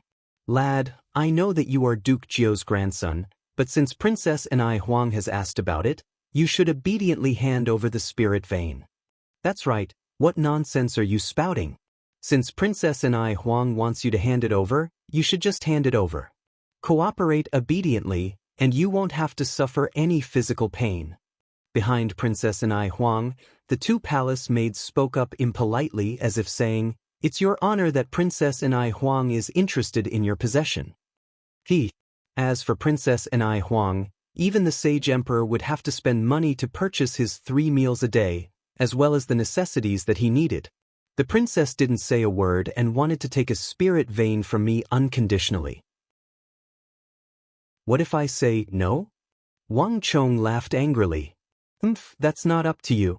Princess Anai Huang sneered coldly, as if expecting Wang Chong's rejection.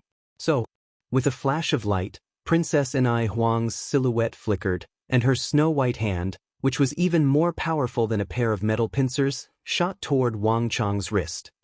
Buzz. Wang Chong had been keeping an eye on Princess Anai Huang, and seeing that she was about to make a move, he immediately executed phantom steps. With a flash of light, 3 identical Wang Chong appeared before Princess Anai Huang.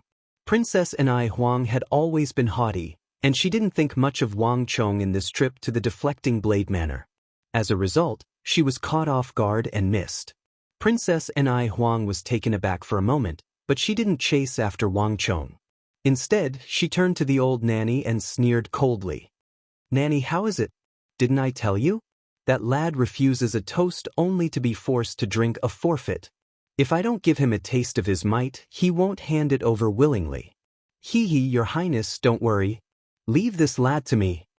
A layer of frost appeared on the old nanny's face. Even though Duke Jiao was highly respected in the royal court, the princess had already spoken. Since Duke Jiao had already spoken, there was nothing he could do. Beneath the sky, a cold glint flashed across the old nanny's eyes. In that instant, Wang Chong felt as if he had been targeted by a snake, and he felt as if his skin was being pricked by needles. This is bad. Alarmed, Wang Chong immediately tried to retreat, but he was still too late. A withered claw swiftly morphed before his eyes, and just as Wang Chong was about to be captured by the old nanny. "Gongzi, be careful." In the blink of an eye, a figure suddenly lunged in between Wang Chong and the old nanny with a cold expression on her face. "Jingdian." Wang Chong paled in fright. The person who had barged in at that crucial moment was none other than Zhao Jingdian, who had just completed the invitation letter. But given Zhao Jingdian's meager cultivation, how could he possibly be a match for the unfathomable old nanny? As soon as Zhao Jingdian crashed into the old nanny, he was immediately sent flying. "Hey, brat, are they your subordinates? From the looks of it, you seem to be very concerned about him." A sinister laughter echoed in the air. Seeing Wang Chong's reaction, the old nanny suddenly chuckled. Her right hand turned from a slap into a claw, and before Zhao Jingdian could even land on the ground, an invisible force pulled him right in front of the old nanny. With a single palm strike, the old nanny pressed him firmly under her feet. "Hand over the spirit vein. You can take him away. Princess and I can pretend that nothing happened and leave immediately. Gongzi, don't agree to his request." "Brat, if I were you, I wouldn't be so stubborn." The old nanny sneered coldly. She moved her right thumb, and a needle-like stellar energy immediately shot out from her finger and into Zhao Jingdian's body. This small needle didn't possess much power, but Zhao Jingdian couldn't help but cry out in pain. Cold sweat trickled down his forehead. "Release him." Wang Chong halted his footsteps and bellowed furiously at the old nanny. There were many ways to torture people in the royal palace, and with just a glance, Wang Chong could tell that the old nanny must have experimented with some kind of torture method on Zhao Jingdian. As long as you hand over the spirit vein, everything will be fine." Princess Anai Huang said proudly. "Also, don't try to escape. You won't be able to escape. Don't seek trouble for yourself." Wang Chong was furious, but looking at Zhao Jingdian in the hands of the old nanny, he couldn't help but hesitate for a moment. There was no way he could hand over the spirit vein. However, if the old man and the young man in front of him didn't get a satisfactory answer, they wouldn't let the matter rest. The reason why they hadn't made a move yet was because they were confident that they wouldn't be able to escape. If they couldn't obtain an answer, things might turn out differently later on. Wang Chong, I have 10 numbers. If you don't hand over the deed to the spirit vein, don't blame me for getting nasty. While Wang Chong was still contemplating over the matter, Princess Anai Huang was already approaching with malicious intentions. Sneering coldly, she issued her final ultimatum. The temperature in the deflecting blade manor abruptly plummeted. On the other end, the old nanny's withered fingers tightened around Zhao Jingdian. Up till now, she was still trying her best not to embarrass Wang Chong out of consideration for Duke Jiu's face. But if Wang Chong still didn't know what was good for him, he would have to suffer a little. Princess Anai Huang, you are being too audacious. Aren't you afraid of being punished by the Holy Emperor? Wang Chong bellowed furiously. Even if I am to be punished, that's a matter for the future. Princess Anai Huang harumphed disapprovingly. 6. She had never been one to reason with others. This was what the nanny had said before they arrived. She had said that it would be best not to touch this brat if they could, leaving some face for Duke Jiu. It would be even better if they could force him to hand them over. But that wasn't what Princess Anai Huang was thinking. Counting from 1 to 10 was already her limit. If that lad still refused to cooperate, he wouldn't be able to blame her.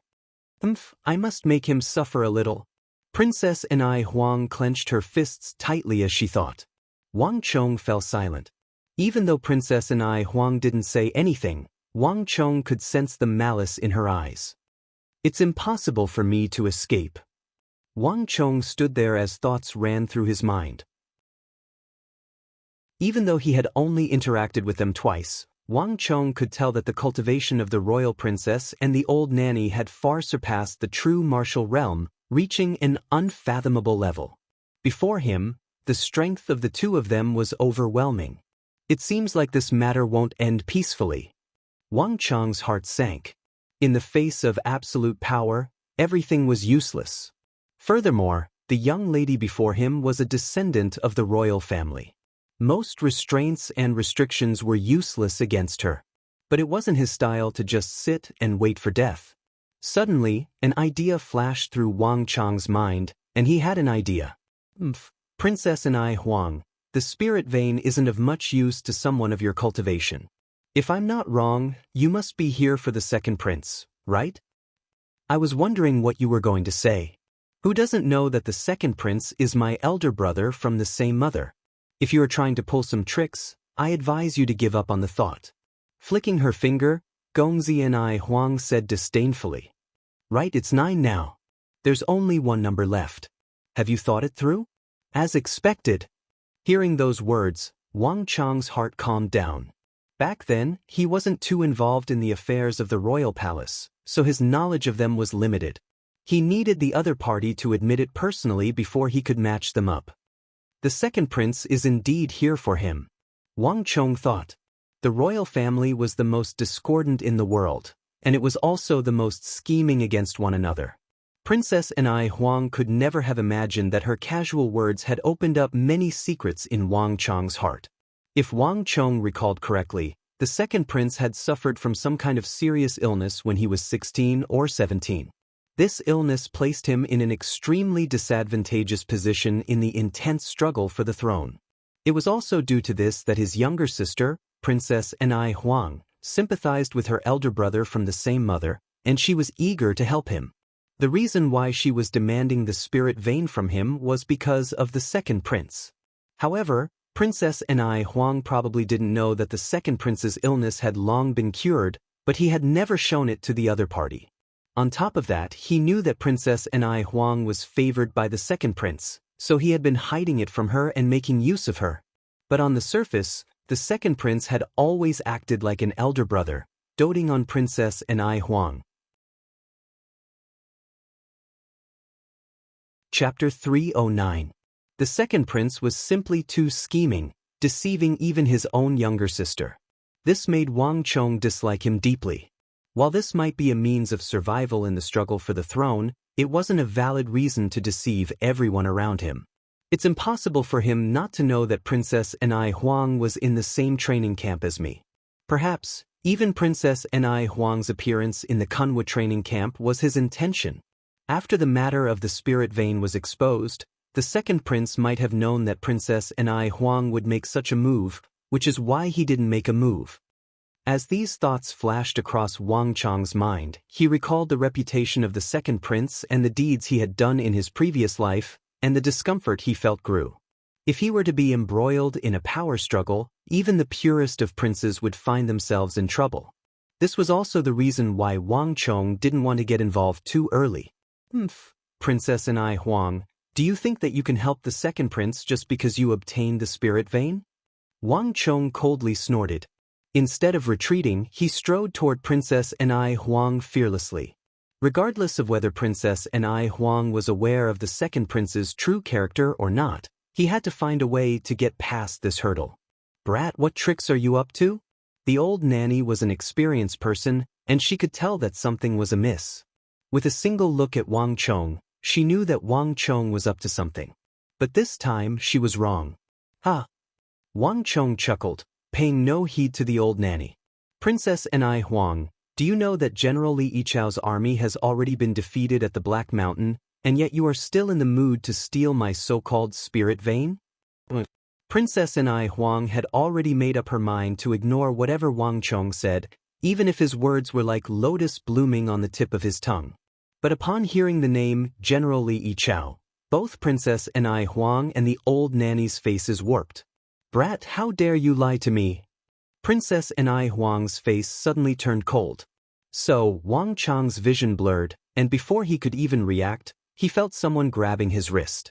This time, Princess Ni Huang was serious, and her speed was more than twofold. Wang Chong didn't even have time to react before he was caught. At this moment, Wang Chong finally understood why Princess Ni Huang was so confident that he wouldn't be able to escape and why she wasn't anxious to deal with him. Wang Chong, don't talk nonsense here. How could General Li fail? If you continue to spout nonsense like this, I won't just ask for your spirit vein. Princess Ni Huang called out Wang Chong's name.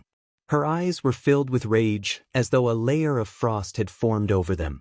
In this trip to the deflecting blade manor, she had always maintained an indifferent attitude. But this time, Wang Chong could clearly sense that Princess Ni Huang was angry. This is a small lesson for you. Kachacha. Princess Ni Huang clenched her fingers tightly, and the strength she exerted made Wang Chong feel as though his wrist was about to snap. However, Wang Chong didn't even make a sound. He had been through far too much, and this little trick of Princess Ni Huang's was nothing to him. Princess Ni Huang, I'm just telling you a fact. It's up to you whether you want to believe it or not. Our Wang clan is a military clan, and we are more well-informed than others in the military. If you think that I'm spouting nonsense, you can take it as though I didn't say anything at all. Wang Chong sneered coldly. But the more Wang Chong behaved in such a manner, the more uneasy Princess Ni Huang felt. Even the old nanny by the side was starting to feel uneasy. Black Halberd General Li Yichao was a subordinate of the second prince, and he had an extraordinary relationship with the latter. If General Li Yichao were to fail in the north and lose his city, he would surely be severely punished by the Holy Emperor. In the Tang dynasty, the punishment for a general who lost a city was extremely severe. More importantly, if what Wang Chong said was true, even the second prince would be implicated. In the struggle for royal authority, this was a matter of life and death. To the second prince, it would be a huge earthquake. In comparison, the matter of the spirit vein seemed inconsequential. On this point, Wang Chong was right. Your Highness, let's put the matter of the spirit vein aside for now. If what that lad said is true, then this is no small matter. The old nanny said grimly. Upon hearing the old nanny's words, Princess Ni Huang also panicked and fell into a state of panic. Lad, if I were to learn that you are lying. Before Princess Ni Huang could finish her words, Wang Chong had already interjected. Princess Ni Huang, if I were you, I would rush back to the royal palace without wasting a single second. While it's still not too late, you should hurry up and snatch back the city from the Black Mountain. Otherwise, do you think that you will be able to help the second prince just by snatching back the spirit vein? Wang Chong sneered coldly. He wasn't lying. Everything he said was true. It wouldn't be long before the news of Li Yichao's defeat at the Black Mountain reached the capital. Of course, There was one thing that Wang Chong didn't tell Princess Anai Huang. The Turks weren't accustomed to staying in cities. Even if they managed to take down the Black Mountain, it would only be temporary. Fearing the might of the Biding Protectorate, the Turks would swiftly retreat after taking down the city. In fact, Li Yichao and the others wouldn't even need to launch a proper assault on the Black Mountain. Once the Turks left, they would be able to easily reclaim the Black Mountain. However, Wang Chong didn't intend to tell Princess Anai Huang about this. This proud, domineering, and overbearing princess, it would be good to let her panic for a while. As expected, Princess Anai Huang pushed away Wang Chong's arm, and without even bothering to bicker with Wang Chong, she rushed out of the room. "Nanny, let's go. Brat, if I learn that you're lying to me, you should know what the consequences will be." Princess Anai Huang called out to the old nanny as she walked out. With a flick of her finger, a powerful burst of energy shot out, and a towering tree 20 zhang away from the walls of the Deflecting Blade Manor was snapped in half. The massive crown of the tree fell down onto the courtyard of the Deflecting Blade Manor. That woman's cultivation is incredible. Upon seeing this sight, Wang Chong's expression changed slightly. Princess Anai Huang hadn't used any of her strength at all. Just a light flick of her fingernail was enough to snap a tree 20 zhang away. Her strength was truly fearsome. Wang Chong knew that he would never be able to do such a thing. The group of people left as quickly as they had come. They had come ferociously, but when they left, they were burning with anxiety. In just a few moments, they had already disappeared into the distance. "Gongzi!" Zhao Jingdian stood up from the ground and stretched his arms. He was completely dumbfounded by the sight before him. His acupoint had been sealed by the old nanny, rendering him unable to move at all. He had intended to stop Wang Chong from handing over the spirit vein no matter what, but from the looks of it now, there was no need for that at all. Princesses of the royal family, noble members of the royal family, and so many of them had come as well. Every single one of them possessed extraordinary strength. He had thought that it would be difficult to resolve this matter peacefully, but who could have thought that Wang Chong would be able to send them away with just a few words? "Jingdian, are you all right?" Wang Chong walked over and asked concernedly. The methods used to torture people in the palace were no joke. Those methods were endless. For outsiders, it was unimaginable. Wang Chong had no idea whether Zhao Jingdian was injured or not. "I'm fine." Zhao Jingdian shook his head. Other than the first time, he was still fine. Most importantly, Wang Chong's timely response had left them with no chance to use any of their techniques. "Gongzi." Zhao Jingdian hesitated. "Even though I know that you did it to save me, if they were to return and find out, we would be in trouble. Drinking poison to quench one's thirst might be quenched for a moment, but it would only deepen the poison. If Princess Anai Huang were to find out the truth, that would be the start of the trouble. Given Princess Anai Huang's standing and strength, the Deflecting Blade Manor would probably be turned upside down, and no one would be able to live in peace." "Haha, Jingdian, I thought that I was lying to them?" Hearing those words, Wang Chong couldn't help but chuckle. "Is that not the case?" Zhao Jingdian was taken aback. "Of course not." Wang Chong shook his head with a smile. Seeing Zhao Jingdian's dazed expression, Wang Chong didn't bother explaining. "Go and rest. I'll deal with this matter." After consoling Zhao Jingdian, Wang Chong walked out with widened strides. At the top of the Deflecting Blade Manor, Wang Chong saw a familiar figure walking up the mountain. "It seems like my worries were unfounded. It seems like I made a wasted trip." Marchioness Yi walked in with her signature spear on her back. She scanned the manor before turning to Wang Chong with a perplexed look. "You met Princess Anai Huang?" Wang Chong smiled. Marchioness Yi nodded. She had rushed here as soon as she received the news. She was on friendly terms with Princess Anai Huang, and she was intending to act as a middleman to help Wang Chong. But who could have thought that she would encounter Princess Anai Huang leaving so anxiously, even more hurried than her? "What kind of bewitching potion did you feed her?" Princess Anai Huang isn't the kind of person who would let things go so easily. Marchioness Yi assessed Wang Chong from head to toe with a doubtful look. Given how anxious Princess Anai Huang was, It didn't seem like she had obtained the spirit vein. But if she didn't obtain it, how could Princess Anai Huang possibly let things go so easily? Marchioness Yi was truly bewildered. For the first time, she found herself unable to see through Wang Chong. Hee hee. Wang Chong chuckled dryly, but he didn't explain. I'll tell you about this matter in the future. For now, I'll have to trouble you to do me a favor.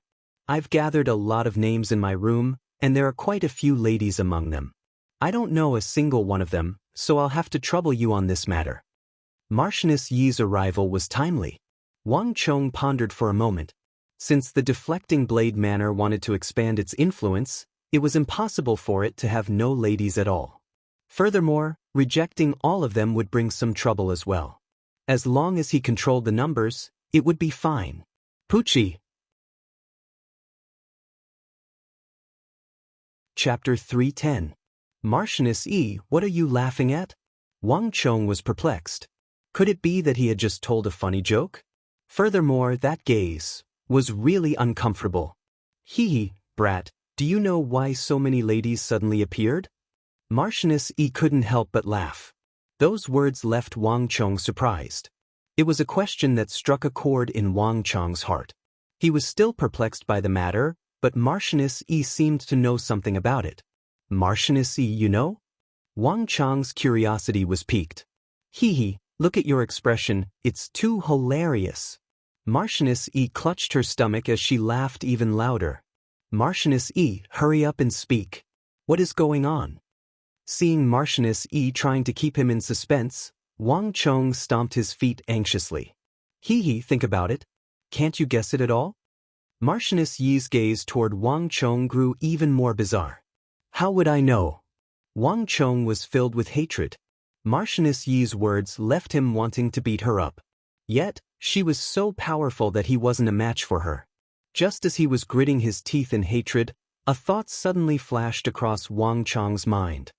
Second sister. Is it your second sister's doing? Wang Chong looked at Marchioness Yi. To make Marchioness Yi think that he should know and create such a huge ruckus just to tease him, the only person Wang Chong could think of was his second sister. This time, Marchioness Yi laughed even louder. Clutching her stomach, she couldn't even straighten her back. No matter how slow Wang Chong was, he knew that he had guessed correctly. Second sister. The sudden appearance of so many ladies in the vicinity of the deflecting blade manor was indeed related to second sister. Hee hee, I'm dying of laughter. Do you know what that fellow Zhu Yan said? Initially, Marchioness Yi didn't think much of it, but upon seeing Wang Chong's expression, she suddenly felt that this pair of cousins was really interesting. Your cousin has spread the word that the Wang clan is preparing to take in a wife for you. Anyone who could join the deflecting blade manor would have a chance of becoming the daughter-in-law of the Wang clan. That's why there are so many girls from the 3 great training camps. Before Wang Chong could ask, Marchioness Yi had already solved the mystery. What? Hearing this, Wang Chong turned pale with fright. He wondered why so many girls would appear here, and why they were shouting such strange slogans, which had nothing to do with spiritual veins. He didn't expect it to be for such a reason. Second sister, are you joking? Wang Chong panicked. Was this something that could be joked about? Although he knew it was a joke. However, the outsiders wouldn't think so. They would only treat second sister Wang Zhu Yan's words as the truth. Wang Chong knew that second sister wouldn't be idle, but he didn't expect her to find such a huge joke for him. Wang Chong could already imagine the sight of his second sister convulsing with laughter at Longwei training camp. If you want to say anything, you should look for your second sister. I'll go in to look at the name list first. There are a few girls in there, and I really want to add them to the list. I don't want to see all of you brats when I enter the deflecting blade manor in the future. Marchioness Yi chuckled as she left Wang Chong alone and walked into the deflecting blade manor.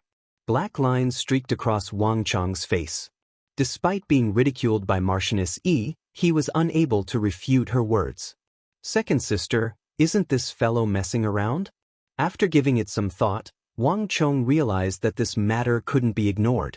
Thus, he turned around and wrote a stern letter to his second sister before leaving the deflecting blade manor and entering the depths of the mountain. The War of the Princes was no small matter. Up until now, the first prince had appeared, the second prince had also appeared, and adding on the prince who had used a divination master to calculate his spiritual vein, there were already 3 princes of considerable importance appearing. Heavens! Wang Chong knew that there would be another wave of princes demanding the spirit vein from him. In fact, they might even make use of this opportunity to pull the Wang clan into his faction. At such a dangerous moment, Wang Chong needed to calm down and think about what he should do next. He didn't dare to stay in the training camp or the deflecting blade manor any longer. The depths of the mountain was the best place for him to contemplate. Executing phantom shadow steps, Wang Chong soon vanished from sight. The deep mountains were filled with thorns that shrouded the sky. Other than birds and beasts, few people would venture here. At this moment, there were 2 figures strolling about. The young man seemed to be around 18 or 19 years old. He had a slender figure and a jade-like complexion. He was extremely handsome, and he exuded an innate air of nobility and grace. His every movement exuded an aura of elegance and authority. However, his face was extremely pale, and it seemed like he wasn't in good health. Walking beside the young man was a thin servant in his 40s. He was dressed in a grayish-brown robe and had a wretched expression on his face. His appearance was even more hideous. However, what attracted one's attention was his neck. Despite being a man, he didn't have an Adam's apple. Although the servant was supposed to be a level lower than the others, in reality, the servant was extremely impatient. "Uncle Jing, I've already hidden all the way here. Will big brother and second brother let me off? Imperial father should have forgotten about me, right?" The handsome young man walked alone under the canopy of a tree, supported by the servant. This place was overgrown with thorns and shrubs, so there shouldn't have been a path. However, the young man had been walking here for a few months and had forcefully stepped out of the shrubs to create a small path. Sunlight shone through the gaps in the trees and fell on the young man's body. The corners of his mouth curled into a smile as he felt the warmth of the sunlight on his body. It seemed like he was enjoying the feeling of being forgotten. "Your Highness, are you muddle-headed?" The servant was already impatient. When he heard this, he became even more irritated. His words became even more impolite.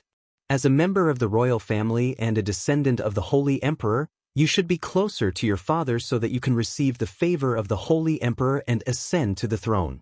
But you, not only did you request to come to this useless Kunwa training camp, you're actually afraid that you're not far enough away from your father? You don't seek to improve yourself." The servant couldn't help but reprimand him. If it weren't for the fact that he had no choice as a eunuch in the palace, he wouldn't have followed such a useless master. With this kind of temperament, it was obvious that he was cannon fodder in the whirlpool of power. When the new emperor ascended to the throne, only death would await him. It didn't matter if he died, but when the time came, he would also die if he implicated him. Since ancient times, the people around the princes who failed to fight for the throne would all die. Uncle Jing, you know that I don't like to fight with my elder brothers. Moreover, I'm no match for them. Isn't it better to be forgotten by my father? That's exactly what I want. Moreover, it's very quiet here. I like it here." When he heard the servant's words, the young man laughed and didn't care at all. "Enough. You want to die, but I don't want to die with you." The extremely ugly servant used all his strength to shake off the young man's arm, then walked forward in a rage. The more he thought about it, the more annoyed he became. If he didn't get rid of the young man, only death would await him. He would have killed this foolish 5th prince a long time ago. He really didn't care at all. He had served the young man for so many years, but it was all for nothing. "Hee, Uncle Jing, you grew up with me. I know that you're just saying those words out of anger." The young prince had a good temper. Seeing the servant fling his sleeves and leave, he didn't seem angry at all. Instead, he chuckled and chased after the servant. Kinship had never existed in the royal family. Back when the Holy Emperor was still the crown prince, his mother had only been the crown prince's concubine, and she had passed away at a young age. In the depths of the royal palace, it was difficult for one to survive. Most of the people by his side had died. In the end, only this Uncle Jing was left. There weren't many people who could accompany him anymore. For this reason, he valued this relationship of his very much. Looking in the direction that Uncle Jing had disappeared, the young prince hurriedly chased after him. Walala! Pigeons flew past his head, heading toward the deflecting blade manor.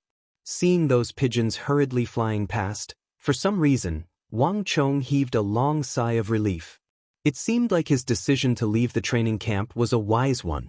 These princes don't know how to fight back, Wang Chong thought. He hadn't panicked even when he was facing Yao Guangyi at the vast crane pavilion, but this time, he really felt that the situation was a little troublesome.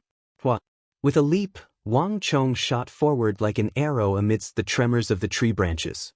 He somersaulted in the air and landed lightly on another tree branch several zhang away. For some reason, in this isolated place, Wang Chong felt extremely relaxed.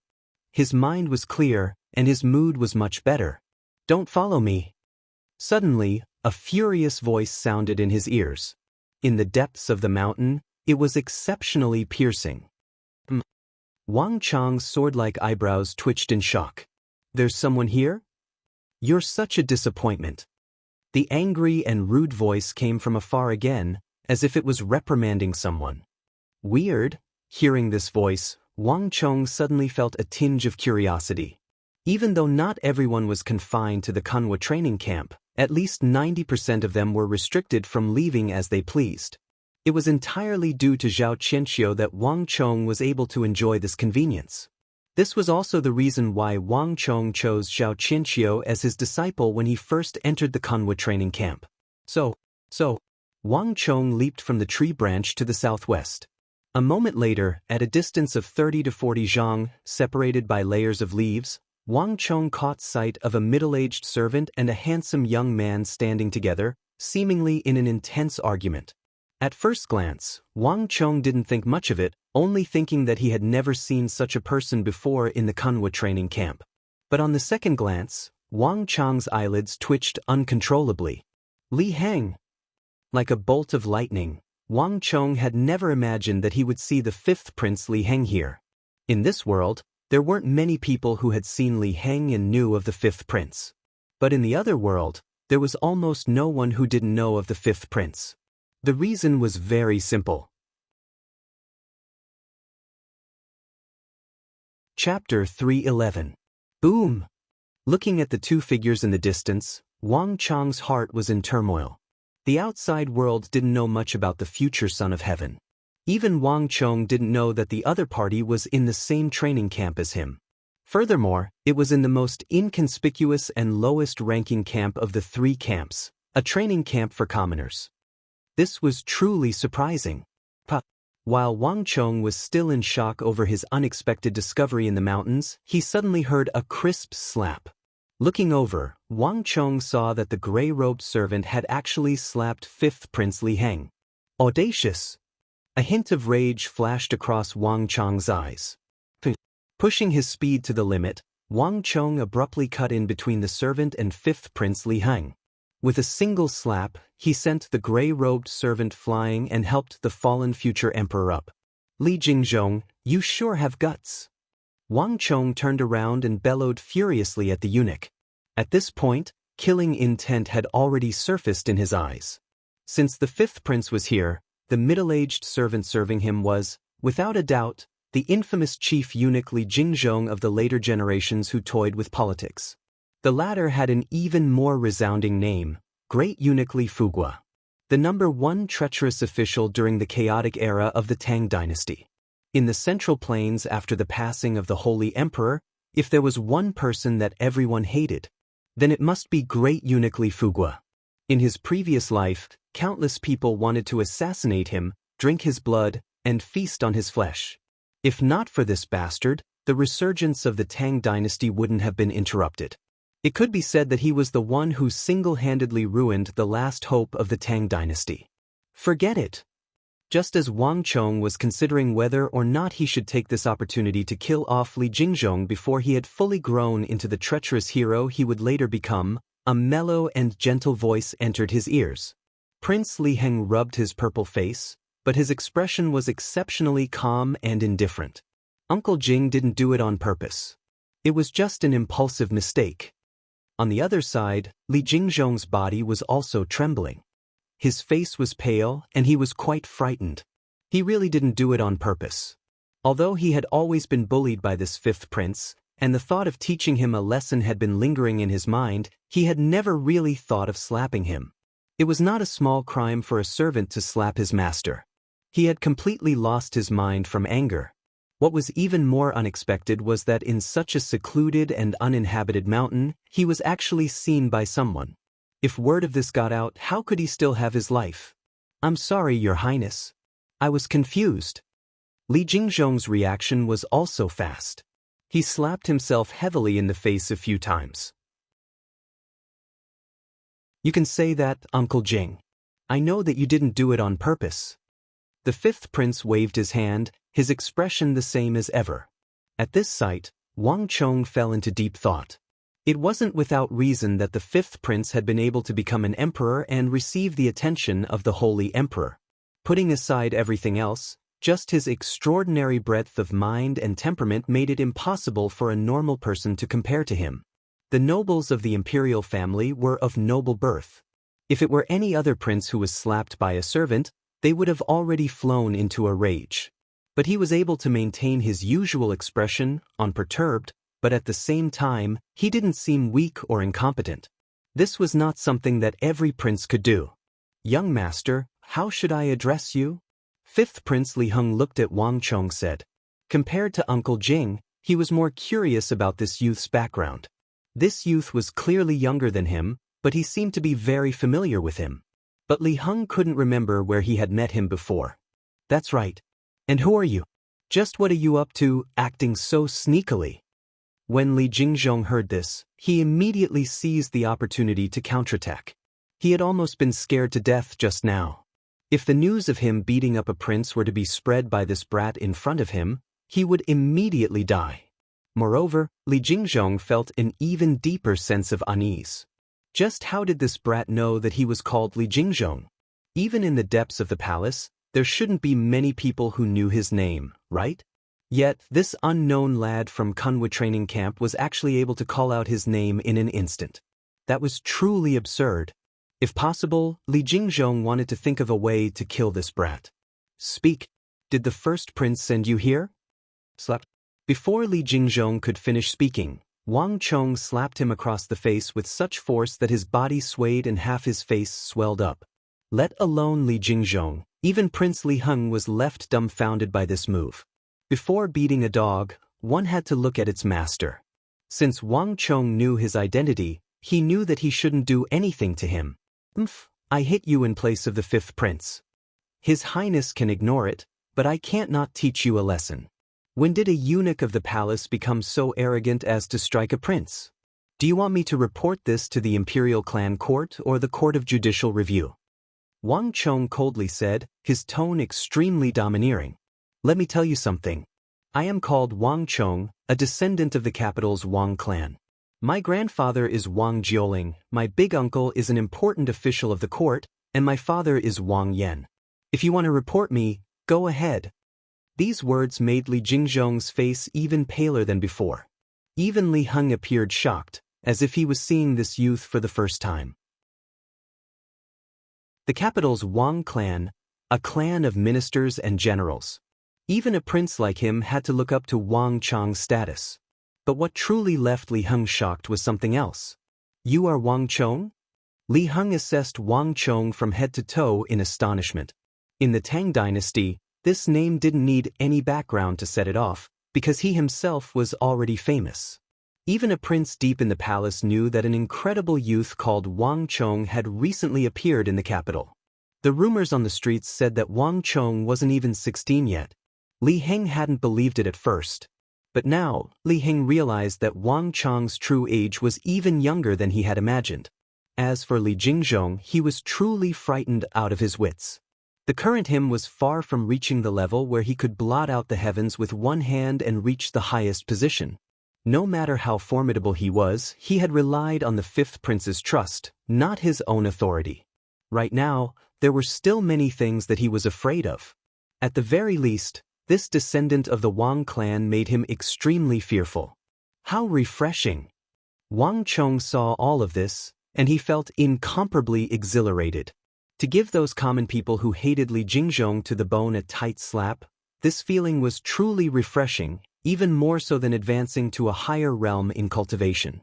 The future treacherous minister of the Tang dynasty, Li Fugua, had gathered countless experts by his side. Putting aside giving him a slap, they couldn't even get close to him. Within 300 zhang, even a mosquito would be snuffed out. There were also countless experts from the evil path, demonic path, and sex. Their protection was truly flawless. Of those experts who wanted to assassinate Li Fugua, many of them had died within 300 zhang of Li Fugua. But the current Li Jingzhong wasn't the future Li Fugua, and he didn't have as many experts protecting him.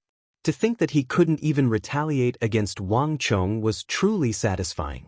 If I get rid of him now, I'll have one less treacherous minister in the future, Wang Chong said to himself.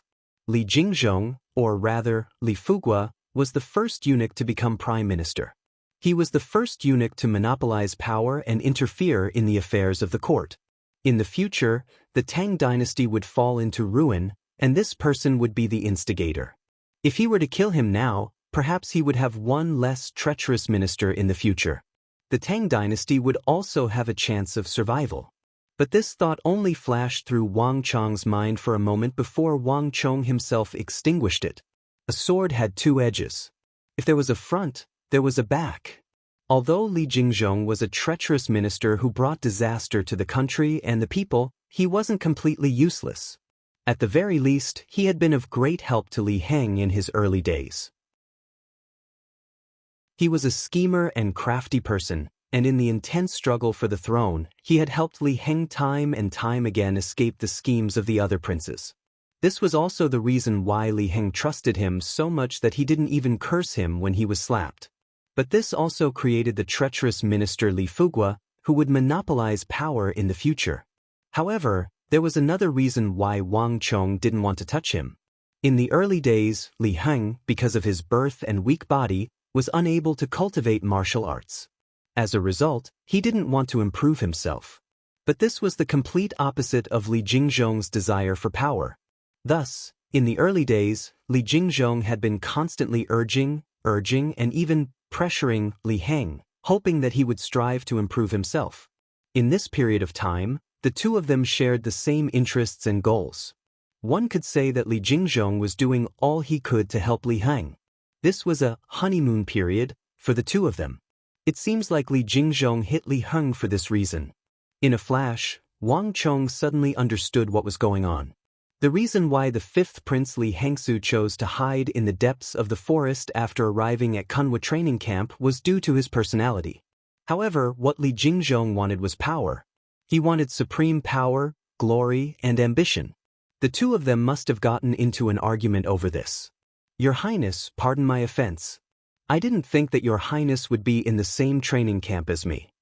As Wang Chong spoke, his attention quickly turned to Li Heng. The young Master Wang is too polite. I'm also very happy to see Duke Jiao's son here, Li Heng said with a smile. He truly had a graceful demeanor and a good personality. When he spoke of Wang Chong's grandfather, his expression was one of respect. The story of Duke Jiao and the Holy Emperor's close friendship had long since spread among the princes and princesses in the palace. As princes, there wasn't a single one of them who didn't dream of having such a good relationship when they ascended to the throne. After Duke Jiao announced his resignation, the Holy Emperor even set up a four-quarters embassy to keep Duke Jiao around, asking him for his opinion on how to punish him. Chapter 312. Your Highness, forgive Wang Chong for asking too much, but this place is remote and rarely visited. Why is Your Highness here? Wang Chong suddenly said. Moreover, with Your Highness's status, you should be able to enter Longwei, Shenwei, and Kunwa camps, right? A hint of hesitation flashed across Fifth Prince Li Heng's usually cheerful face. How could he explain the matters of the imperial palace to Wang Chong? If Your Highness finds it inconvenient to say, then forget it. Wang Chong said. It's actually nothing. A bitter smile appeared on Li Heng's face. I was born with insufficient blood energy, so I was born after only 7 months. Mother believed that I wouldn't even survive. But it was also for this reason that I was innately unsuited to cultivating martial arts. Longwei, Shenwei, Kunwu, to me there is no difference. Kunwu is quiet, and very few people come here. In comparison, I prefer this place. As Li Heng spoke, his expression suddenly became extremely bleak and desolate. He also wanted to possess unrivaled martial arts so that he could protect the people at his side. But the truth was that he was simply unsuited to cultivating martial arts. There were countless rare and precious treasures in the palace, and even more in the treasury. But all the pills and treasures he had tried were useless. The imperial physicians, the guardians, the experts of the sects, all of them would lose their heads upon seeing him. Even his father, who he viewed as a god, could do nothing, saying that his body was too weak and that he could not endure his strength. Thus, Li Heng had given up hope from a very young age. Years of experimenting and taking all sorts of medicinal pills and concoctions had caused his body to be extremely weak. The most obvious thing was that his face was forever pale, without the slightest hint of blood. If it wasn't for this reason, he wouldn't have been slapped by Li Jingzhong so easily, and he wouldn't have been slapped to the ground. A person had to accept their fate. After trying everything he could think of to no avail, he had given up many years ago. Now, Li Heng only hoped to escape the whirlpool of power that the princes were fighting over, find a peaceful place, and live out the rest of his life in peace. He. Hearing this answer from Li Heng, a smile appeared on Wang Chong's face. He already knew the answer. The reason why he asked this was for his next goal. Your Highness, actually, if your Highness wishes to practice martial arts, I might have a way. What? These words caused Li Heng and his servant to tremble. Even Li Jingzhong had forgotten his fear of Wang Chong and looked at Wang Chong with surprise and joy. Wang Gongzi, you must be joking. Even his father, the emperor, had said that there was a way. How could there be any hope? Even I have given up hope. The light in Li Heng's eyes only flashed for a moment before dimming. Your Highness, what are you saying? A figure flashed by the side, and Li Jingzhong suddenly cut in.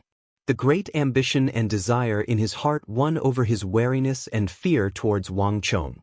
If we don't try, how will we know if it works or not? Wang Gongzi, this old servant was wrong just now. Is that thing you spoke of real? If it really can cure your Highness, this old servant will kneel and work as an ox or a horse for you. Li Jingzhong looked at Wang Chong, making no attempt to conceal the extreme desire in his heart or the desire for power. He had accompanied the fifth prince for almost 10 years, so he was well aware of the fifth prince's situation. His innate flaw was the greatest constraint on him. If a person didn't have the strength, they would naturally choose to retreat. But if they were given great strength, even a country bumpkin would develop the greatest ambition. Li Jingzhong was well aware of the root of this problem, so he had been trying to cure the fifth prince's illness for all these years. He would not give up even the smallest chance. This lowly person is rather diligent. Wang Chong was well aware of why Li Jingzhong was doing this. Li Jingzhong's performance made him even more certain of his judgment. This future villain truly would be of some use in the early stages. But Wang Chong was even more aware that he could not give him any face and had to suppress him. Your Highness. Wang Chong ignored Li Jingzhong as if he hadn't even seen him. Instead, he turned to fifth Prince Li Heng. I'm not sure if this will work. However, not too long ago, I met an unknown peerless master. He gave me a pill and said that this pill can cure all kinds of innate flaws. But I've never tried it, so I can't give you an answer. Wang Chong did not make any promises. Fifth Prince Li Heng had been born with an innate flaw.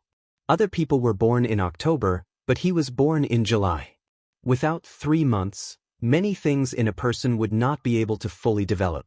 The first thing Wang Chong thought of when he saw Li Heng's condition was the Stone of Destiny's blood exchange ability.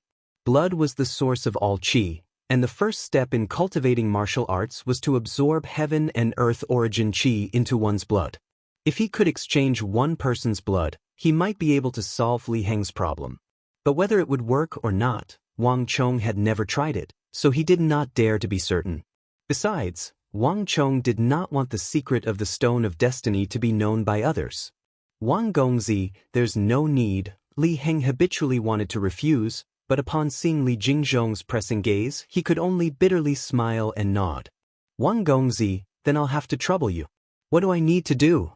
I'll have to trouble you to return to Deflecting Blade Manor with me, Wang Chong said after a moment of thought. Wang Chong led Li Heng and Li Jingzhong back to Deflecting Blade Manor after dark. In a secluded room on the second floor, Wang Chong had Li Heng sit on the floor. After apologizing inwardly, he took out a recovery pill and passed it over. Your Highness, swallow this pill first. Li Heng nodded and took the recovery pill from Wang Chong's hand. Is this the medicine that treats innate flaws? But it's strange, it seems a little similar to the recovery pills in the palace. Li Heng had consumed all kinds of pills since he was young, so he was extremely familiar with them. Your Highness is overthinking things. Wang Chong's heart skipped a beat, but he maintained the same expression on his face as he said, pills are made from all kinds of herbs. As long as the same ingredients are used, they will give off a similar smell. How could the palace have such a pill? You're right, I'm overthinking things. Li Heng chuckled. He also felt that he was overthinking things. The pills of the palace were strictly controlled, so how could it be so easy to obtain them in the outside world? Picking up the pill with 2 fingers, Li Heng casually tossed it into his mouth and swallowed it. After so many years, after consuming so many pills, after failing so many times, Li Heng was already used to it. Wang Gongzi, what should I do now? Li Heng asked with a smile as he turned his head around. Your Highness, just sit on the floor. Wang Chong took in a deep breath and then sat down behind Li Heng. Not even Wang Chong knew if the Stone of Destiny's blood exchange could be used or not. But this matter had to be carried out. Wang Chong had always had a favorable impression of 5th Prince Li Heng. This favorable impression was not because of personal reasons, but because Li Heng possessed a compassion that the other princes lacked, as well as a desire to revitalize the Central Plains and revitalize the Tang dynasty. Several years later, when that star of calamity from the Anong Protectorate rose up in the northeast of the Central Plains, mobilizing the armies of Yuzhou, Pinglu, and Fanyang to sweep across the world and wreak havoc on China, 5th Prince Li Heng was the only person who stayed behind for the sake of the common people, the only person who faced the danger of being killed. And when the 8 years of war left the people of the Central Plains destitute and their supplies running low, Li Heng was the first person to call for frugality in the imperial palace and gather food for the common people. There was hope for the Tang dynasty to prosper. Li Heng was the ruler of a resurgence. But his personality was his most fatal flaw.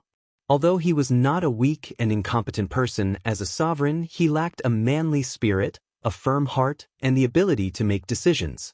This was not something that could be seen when the empire was at war, but when it came to the people at his side, Li Heng's indecisiveness showed itself.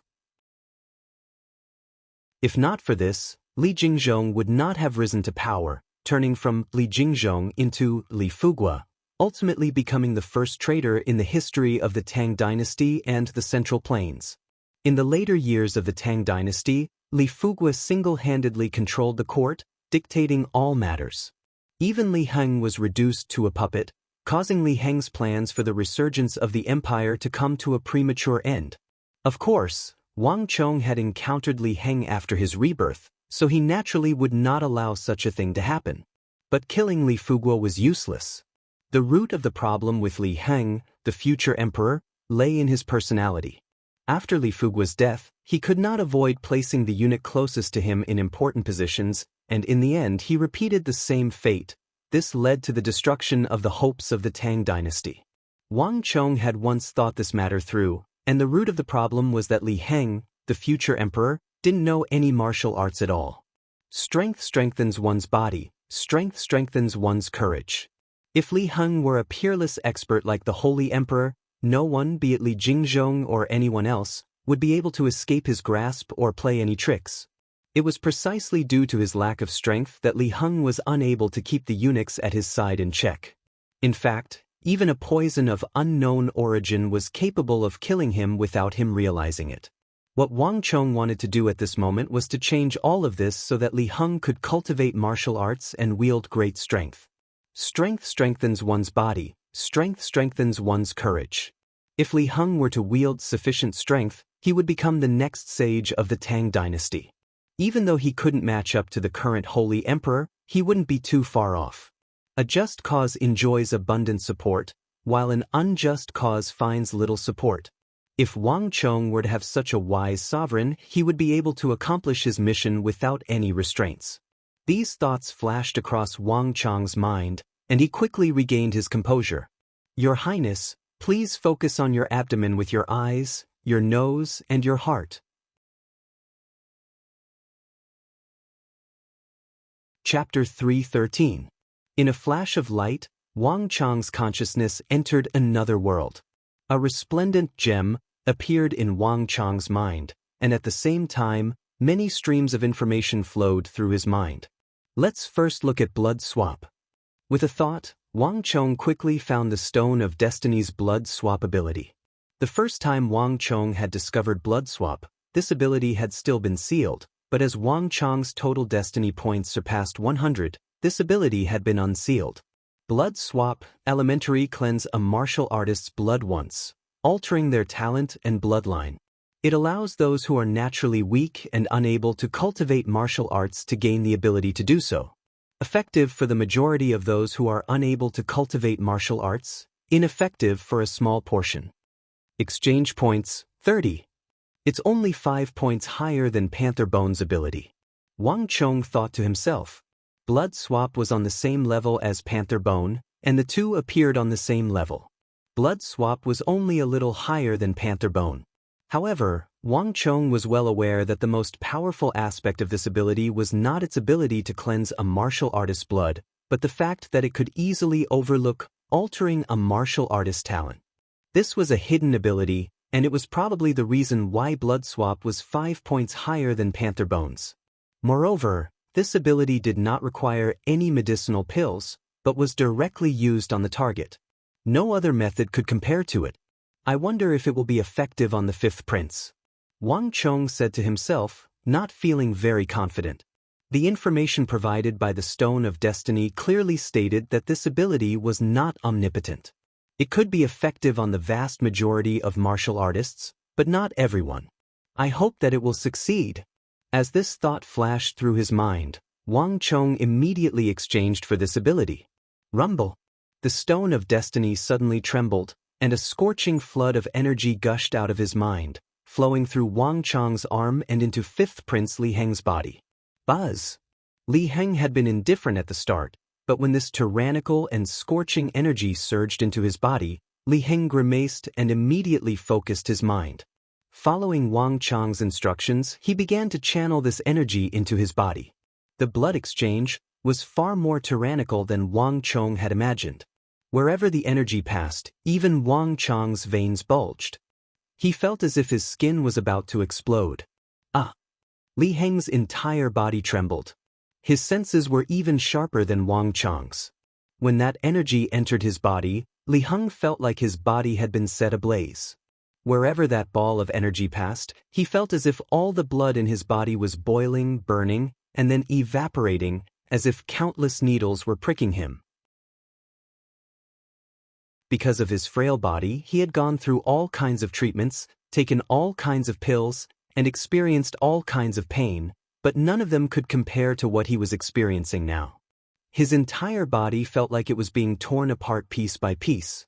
Cold sweat began to seep out of Li Heng's forehead, and more of it began to pour out. The Stone of Destiny's energy continued to flow through Wang Chong's body and into Li Heng. A moment later, the final sliver of energy from the Stone of Destiny finally flowed into Li Heng's body, and Wang Chong's body finally loosened. Then he stood up. It's all up to him now. Wang Chong looked at the seated Li Heng as he thought. He had already accomplished his task, but Li Heng's was far from done. It was impossible for a person to undergo a complete blood exchange within a short period of time. Not to mention, the Stone of Destiny had the ability to alter a person's talent. It would take at least an hour for the energy that had flowed into Li Heng's body to complete the transformation. Wang Chong didn't dare to stray too far away. He stood by Li Heng's side, watching over the latter anxiously. This plan wasn't just about a single prince but the future of the Tang dynasty and the Central Plains. For a very long time, other than Zhang Munian's hybrid rice project, this was the most important matter to Wang Chong. Reshaping a future sage monarch, making him powerful, courageous, and daring. It would rid him of the weakness in his personality and turn him into a sage monarch capable of leading the Tang dynasty toward a bright future. To Wang Chong, this was something he didn't even dare to dream of in the past. The stroke of fate had suddenly given Wang Chong an unimaginable opportunity. Even Li Heng himself had no idea why Wang Chong was doing this. Time slowly passed. Li Heng gritted his teeth tightly, and his body trembled more and more intensely. His clothes were already completely drenched.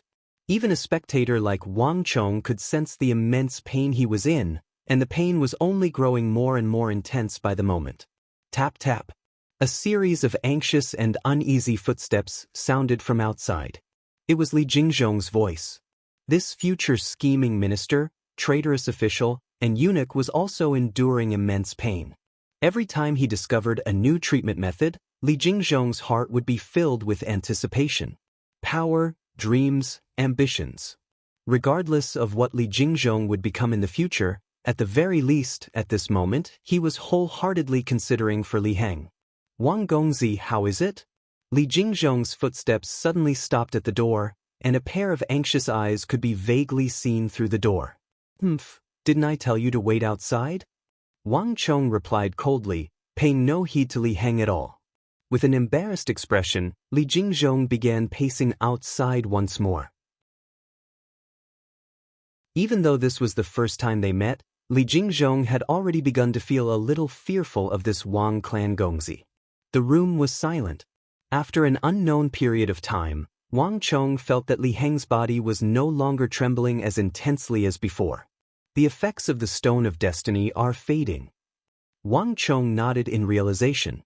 The fading of the Stone of Destiny meant that Li Heng's modification was nearing completion. Roughly a tea's time later, Li Heng suddenly opened his eyes and exhaled deeply. How is it? The moment the door opened, Li Jingzhong barged in and stared at Li Heng with a look of yearning. This fellow had been peeping outside the door all this time. Wang Chong fiercely glared at him, but he did not argue with him. Your Highness, how are you feeling? Wang Chong asked concernedly. His current nervousness was no less than Li Jingzhong's, or rather, he was even more nervous than Li Jingzhong.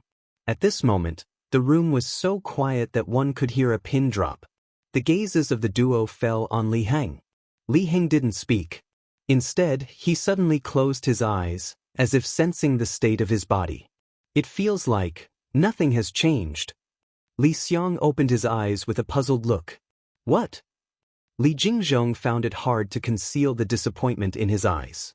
Is it still useless? His ambition and desires had risen and fallen with this treatment time and time again, brimming with hope, only to vanish into thin air time and time again. At this moment, Li Jingzhong felt even worse than Li Heng. Wang Chong said nothing, but the look in his eyes was more than enough to explain the situation. This blood exchange cost him 30 fate points, which was not a small amount. Hearing Li Heng's words, Wang Chong remained calm on the surface, but inwardly he was quite dejected. In this operation, he was the one who had been the most important. Did not even the blood exchange work? Wang Chong found it hard to conceal his disappointment. The blood exchange plan had been an ideal outcome in Wang Chong's heart. If it could change Li Heng's condition, that would be for the best. But he hadn't expected it to fail in the end. There wasn't even the slightest hope. Congratulations to user for participating in the War of the Princes, participating in the future True Dragon plan, and changing the fate of 5th Prince Li Heng. You have been awarded 45 fate points. Just when Wang Chong was filled with disappointment, a voice suddenly resounded in his mind. Upon hearing this voice, Wang Chong's heart was suddenly filled with joy, and his gloomy eyes suddenly lit up. That's not right. Try again and feel it. Wang Chong suddenly grabbed 5th Prince Li Heng's arm, a look of ecstasy on his face. What's wrong? Li Heng and Li Jingzhong both had strange looks on their faces. Li Heng had long ago become accustomed to failure, and Li Jingzhong had long ago accepted reality. On the other hand, Wang Chang's face was flushed, and his mind was in high spirits.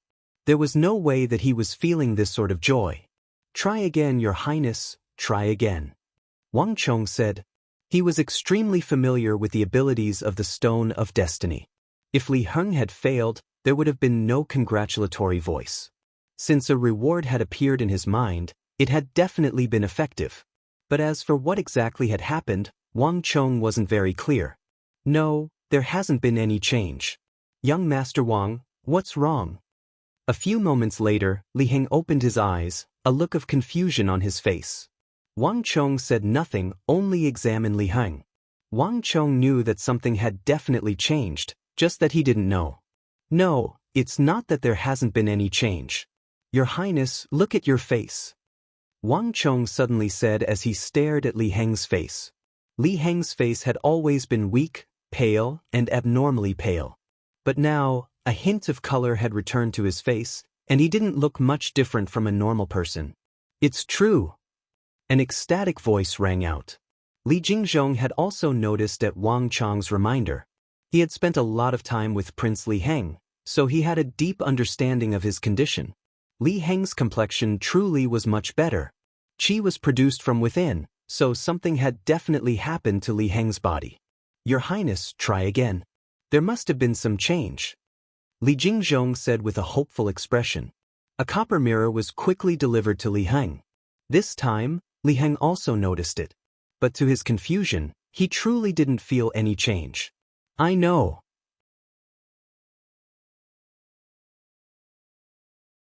Chapter 3:14. Your Highness, follow my instructions and practice martial arts for a while. Your foundation is lacking, and you've never cultivated martial arts before. So even though I've treated you, there won't be any fundamental change. Wang Chong finally understood where the root of the problem lay. The Stone of Destiny's blood interchange ability could only change one's bloodline and talent. It could not suddenly make one stronger or increase one's strength. In other words, if Li Heng had been powerless before, he would still be powerless right now, so he wouldn't feel any different. The Stone of Destiny's blood interchange ability could not create a supreme expert out of thin air. Now that Wang Chong had mentioned it, the two of them vaguely understood where the problem lay. In a flash, both Li Heng and Li Jingzhong felt a glimmer of hope in their eyes. "There's no need, I know a technique," Li Heng suddenly said. He was even more hopeful than Wang Chong. In the long years that had passed, he had hoped countless times that his body would change. Indifference and indifference were not because he truly didn't care. Rather, it was because he had failed so many times that he had long since gotten used to it. It was not because he had no hope for greater strength. On the contrary, a crippled person longed to walk normally while a blind person longed for the white sunlight. Although it was just a change in his complexion, it was the best news that had happened to Li Heng in the last countless years, the greatest change. As for martial arts, this was not a problem. The imperial household had no lack of them. Moreover, there was a set of martial arts that he had already deeply engraved in his bones. Bang! Amidst Wang Chong and Li Jingzhong's gazes, Li Heng suddenly punched out. This punch was extremely smooth, and it seemed to have been tempered thousands of times. It didn't seem like a beginner's punch at all. Not bad. Wang Chong took 2 steps back, a hint of shock in his eyes. Li Heng's punch had both form and spirit. Even with his current level of cultivation, he couldn't help but praise it. He couldn't find any fault with it. Bang! After punching, Li Heng stomped down. Bang! This stomp was extremely heavy, and the vague image of a dragon appeared behind Li Heng. This dragon was only the size of an arm and looked very small. At first glance, it looked like a flood serpent. However, when Wang Chong saw the dragon's toe clearly, he was shocked. 5 fingers! Raising his head to look at Li Heng, Wang Chong felt completely different. So the Holy Emperor was prepared. 4-clawed pythons, heaven dragons, 5-clawed true dragons, and 6-clawed flood dragons did not necessarily have more claws. The dragon on Li Heng's back was unremarkable at first glance. If Wang Chong hadn't happened to see it, he wouldn't have known that the dragon actually had 5 claws. The imperial clan has strict rules and would never casually pass it down. For Li Heng to have a 5-clawed dragon on his back, just what is going on? Wang Chong was astonished. There was only one person who dared to teach Li Heng the 5-clawed true dragon technique. But that person clearly knew that Li Heng could not learn martial arts, and that he did not seek to improve himself, so why did he still do this? Could it be that there were some hidden secrets? Wang Chong muttered to himself in deep thought.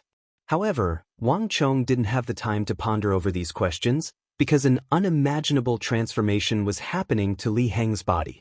Peng ping peng! The crackling of Li Heng's bones grew louder and louder, and gusts of wind began to swirl around him. Origin Energy Tier 4.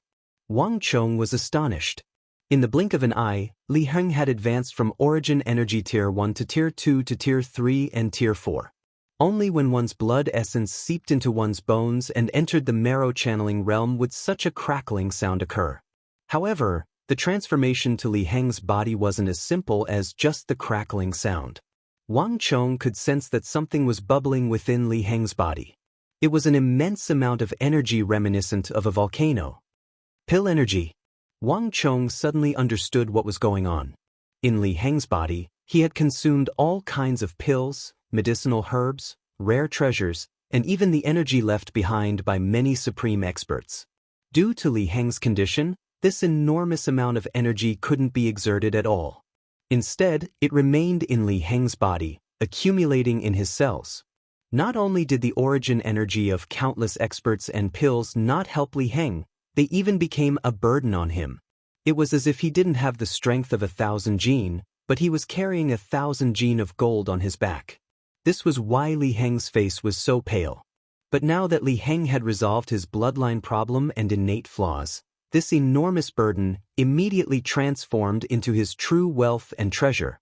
Understanding this, Wang Chong understood what was going to happen next. Long. The stellar energy around Li Heng's body grew stronger and stronger, and the fierce winds began to drag the tables and chairs into the air. Boom! With a heaven-shaking boom, the tables and chairs that had been dragged into the room were smashed to pieces by Li Heng. At the same time, Li Heng's aura broke through Tier 5, Tier 6, and finally Tier 7. But Li Heng's strength had already reached Origin Energy Tier 9, and he wasn't inferior to Wang Chong in the slightest. As a descendant of the imperial clan, a descendant of the dragon, he had access to countless resources. In this aspect, no one could compare to him. Martial arts? I can also practice martial arts. I can finally practice martial arts. An excited and frenzied voice filled with boundless joy echoed in the deflecting blade manner. Li Heng stood in the room, his hair ribbons fluttering in the wind. His eyes shone with an unprecedented radiance, as if the sun in the sky. At this moment, Li Heng was completely different. He was brimming with confidence, joy, and a desire that even he didn't notice. That's great. Your Highness, you can finally practice martial arts. Li Jingzhong's body trembled in excitement, and he was on the verge of dancing. After so many years, he had finally waited for this hope. He had finally waited for the day that 5th Prince Li Heng could practice martial arts. All of this was so sudden, so unbelievable, but it really happened in front of him. This was a miracle. Wonderful. Wang Gongzi, thank you. In the future, this old servant will definitely do whatever Wang Gongzi says. Other than His Highness, the life of Li Jingzhong, is yours. Li Jingzhong suddenly hugged Wang Chong in agitation. You're the one who said it. Wang Chong looked at the incoherent Li Jingzhong, and he found the entire situation comical. If Li Jingzhong knew that he would one day become the powerful and treacherous minister, Li Fugua, he would definitely regret saying those words. Of course, Li Jingzhong was still in a state of depression at the moment, so it was hard to predict what would happen in the future. And Wang Chong wouldn't allow him to become the future treacherous minister, Li Fugua. As long as this fellow showed the slightest hint of treachery, Wang Chong would deal with him personally. I'm the one who said it. Every word of mine is sincere, and the heavens can guide me. Li Jingzhong raised 2 fingers and swore to the heavens. In his eyes, the current Wang Chong was a lucky star that had descended from the heavens. In this world, there was no one more amiable, respectable, and adorable than this Wang Chong Gongzi of the Wang clan. For a servant who served him to swear loyalty to another, no matter how one thought about it, it was bizarre. But at this moment, Li Heng didn't think so at all. Wang Chong, thank you. I will always remember this favor. Li Heng grabbed Wang Chong's hands, and his face was flushed in agitation. His long nightmare had finally come to an end, and Li Heng had never been so happy and elated before. Which man didn't want to possess great strength? And now, he had finally obtained it.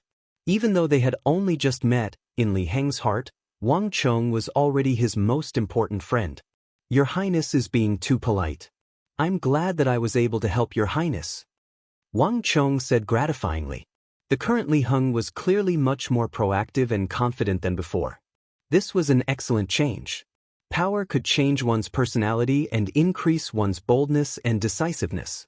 Wang Chong knew that the moment Li Heng obtained power, he had walked a different path from his last life, a path that Wang Chong truly wanted him to walk. Li Heng possessed kindness, compassion, and the desire and ambition to revitalize the Central Plains and the Tang dynasty.